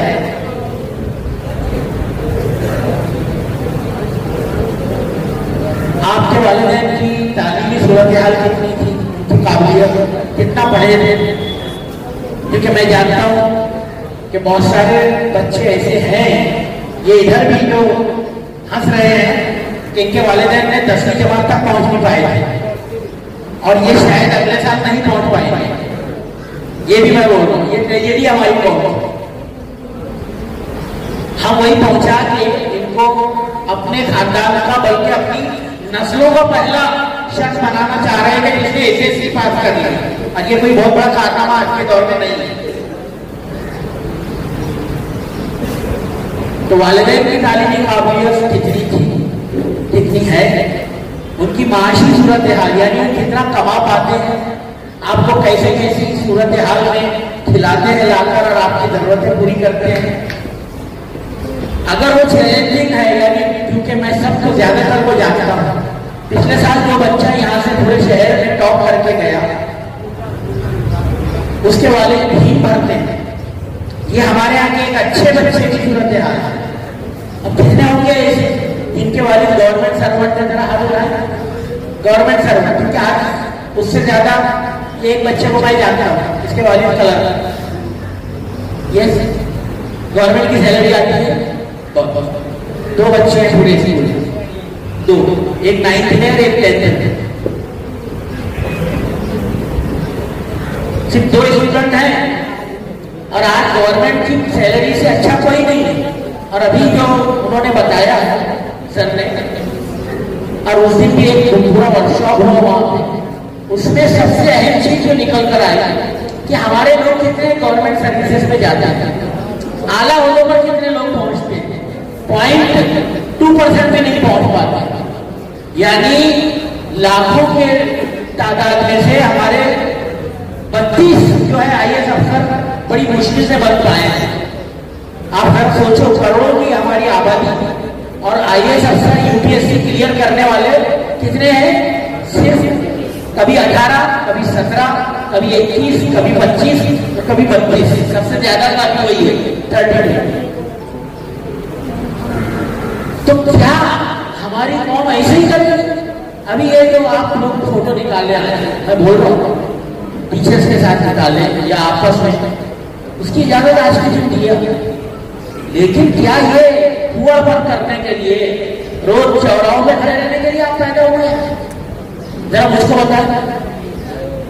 जो पूरी तकरीर का निचोड़ा वो ये है कि हमारी तरक्की सिर्फ और सिर्फ तालीम में छुपी, और अगर हम तालीम हासिल नहीं करते हैं तो हमको कुछ नहीं मिलने वाला। तो इसलिए देखें, तालीम हासिल करें। देखिए, तालीम आपका ग्रेड दर्जा भी बढ़ाएगी। सर ने उसका जिक्र किया कि कौन फूल लेता है, वो है कि आप तकलीफों में से निकलकर आगे बढ़ेंगे, वो आपको जिंदगी की राहतों की तरफ लेकर जाएगा। वही बात है, और उसके लिए आपको आज मेहनत करना पड़ेगा। और ये जो संजीदगी जिनके अंदर नहीं है, कि जो ये बातों का आज अगले साल आप इस तरफ होने वाले हैं, अगले साल आप इस तरफ आने वाले हैं, ये सिलसिला तो चल रहा है। वही लोग आगे बढ़े हैं जिन्होंने कुछ किया है, जो तरक्की करके आगे बढ़ गए, वो मेहनत करके आगे बढ़े। उन्होंने मेहनत की थी, अपने असातिज़ा की बातों को संजीदगी से किया था। ये जो कोटली की बात हो रही है ज्यादा रात में, ये उसी के लिए आपके सामने दी जा रही है। कितने लोग वादा करते हैं कि वो संजीदगी से हर बात को अमल करेंगे और जितनी बातें सिखाई गई उस पर खास तौर से सुनते हुए आगे बढ़ेंगे। क्योंकि कुछ को मैं इसलिए भी देख रहा था कि जिनका है नहीं, हाँ उठा लो, हाथ उठा लो, बस इस तरीके का एटीट्यूड है। जिंदगी में पछताने का नौबत ना है, आपको पछताने का वक्त ना है। इसके लिए आप जरा थोड़ा आज काम करें, मेहनत करें, संजीदगी का मुजाहरा करें। और लड़कियां, फिर से मैं बोलता हूँ, लड़कियां इतनी आगे बढ़ रही हैं और बड़े आगे, बहुत आगे बढ़ रही है लड़कियां। आप समझ लें कि हर घर में, आपके घरों में पहला लड़का एसएससी आज तक पास नहीं हो पा रहा है, वालिदैन ने कभी पास नहीं किया था, लेकिन लड़की एमए हो गई, एमएससी हो गई, बीएड हो गई, टीचर बनने के लिए कोशिशें कर रही है और पता नहीं आगे तक बढ़ रही है। ये लड़कियों की तालीम है, हमको उससे एतराज नहीं है। हमको बहुत खुशी है कि लड़कियां पढ़ रही हैं और आगे बढ़ रही हैं। ये लड़कियों का जमाना है। यहाँ पर ये बैठे हुए लोग उसके दौर हैं, क्योंकि ये आगे बढ़ाने का एक जरिया भी है। लेकिन एक बात आपको बोलूंगा, कब तक आप अपने आप को सिर्फ नाम का मर्द बोलेंगे? जरा ये जो निचोड़ है बात का, नाम के मर्द बने रहेंगे कि आपकी पूछे हैं, आपकी जो है दाढ़ी है, आपकी मर्द जैसी सूरत है। अरे जरा जागो। अब कब तक ये जो है अपने आप को कम तक साबित करोगे खवातीन के सामने? पूरी आधी जो फ्रेटर्निटी है वो खवातीन है और आधे मर्द है, तो उनके सामने हम लोग अपने आप को कम तक साबित करते हैं। मेरा सबसे बड़ा आज ये, जब से मैंने ये इदारे में जिम्मेदारी संभाली, यही है कि लड़कियां जरूर आगे बढ़े, लेकिन लड़के उनसे पीछे ना जाए। ये हमारा गोल, ये हमारा ऑब्जेक्टिव, और इसी के लिए मैं काम करता हूँ। अब देखो कितने इसमें से ड्रॉप आउट होते हैं, इतना समझाने के बाद में अगले साल जून में जो है वो अपनी पढ़ाई छोड़कर भाग जाते हैं। और फिर वही जो छोड़कर भागेंगे वो कहाँ मिलेंगे पता है? एक दिन मुझे रिक्शा में जब मैं बैठूंगा यहाँ वहां पर मिलेंगे कि ये 15 रुपये मैं ढूंढता रहूंगा अपने जेब में, टटोलूंगा कि मेरे पास 5 रुपये छूटते नहीं है। अरे सर दर्द ले दो, आपने मुझको पढ़ाया। ये वो वाले जो बातों को हवा में उड़ाए, मैं उसको बुरा नहीं बोल रहा हूँ, मेहनत नहीं बोलती, लेकिन ये वो वाले। और हम कहाँ पहुंचाना चाहते हैं कि मैं एक दिन जाऊँ किसी बैंक में, मेरा अकाउंट है वहां पे बैंक ऑफ इंडिया में, और मैं जाऊँ और काउंटर के पीछे मुझे एक बंदा दिखाई दे जिसको मैं अब नहीं पहचानता हूँ, और वो खड़े होकर बोले कि सर आइए सर इधर, मेरा आप लाइन में लगे, अरे मेरे टीचर आए, मेरे गुरु आए। ये है हम ऐसी जगह पर देखना चाहते हैं, या फिर हम ऐसी जगह पर देखना चाहते हैं। उसका अब डॉक्टर साहब ने बताया कि हम जाए किसी पुलिस अफसर से मिलने, हमको पता नहीं है, किसी तहसीलदार से मिलने, हमको पता नहीं कि वो कौन है, और वो बंदा खड़े हो जाए कि सर आपने मुझको पढ़ाया है। कि ये वाली जो थिंकिंग हमारी है। अब आप जरा सोचिए, डॉक्टर APJ अब्दुल कलाम के स्पोर्ट के साथ मैं पूरी इस तकलीफ को कंक्लूड कर रहा हूँ कि वो always aim for the moon, always aim for the moon, don't worry if you fail you will fall among the stars.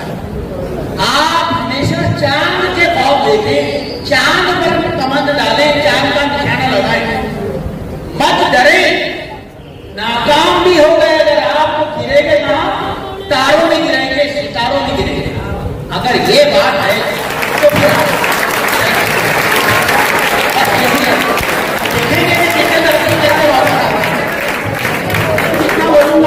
तरक्की कितने करके वापस यहाँ पर मिलते हैं, ये इम्तिहान आपका है। और मैंने आपको एक बहुत लंबे लॉन्ग टर्म ऑब्जेक्टिव के इम्तिहान में डाला है।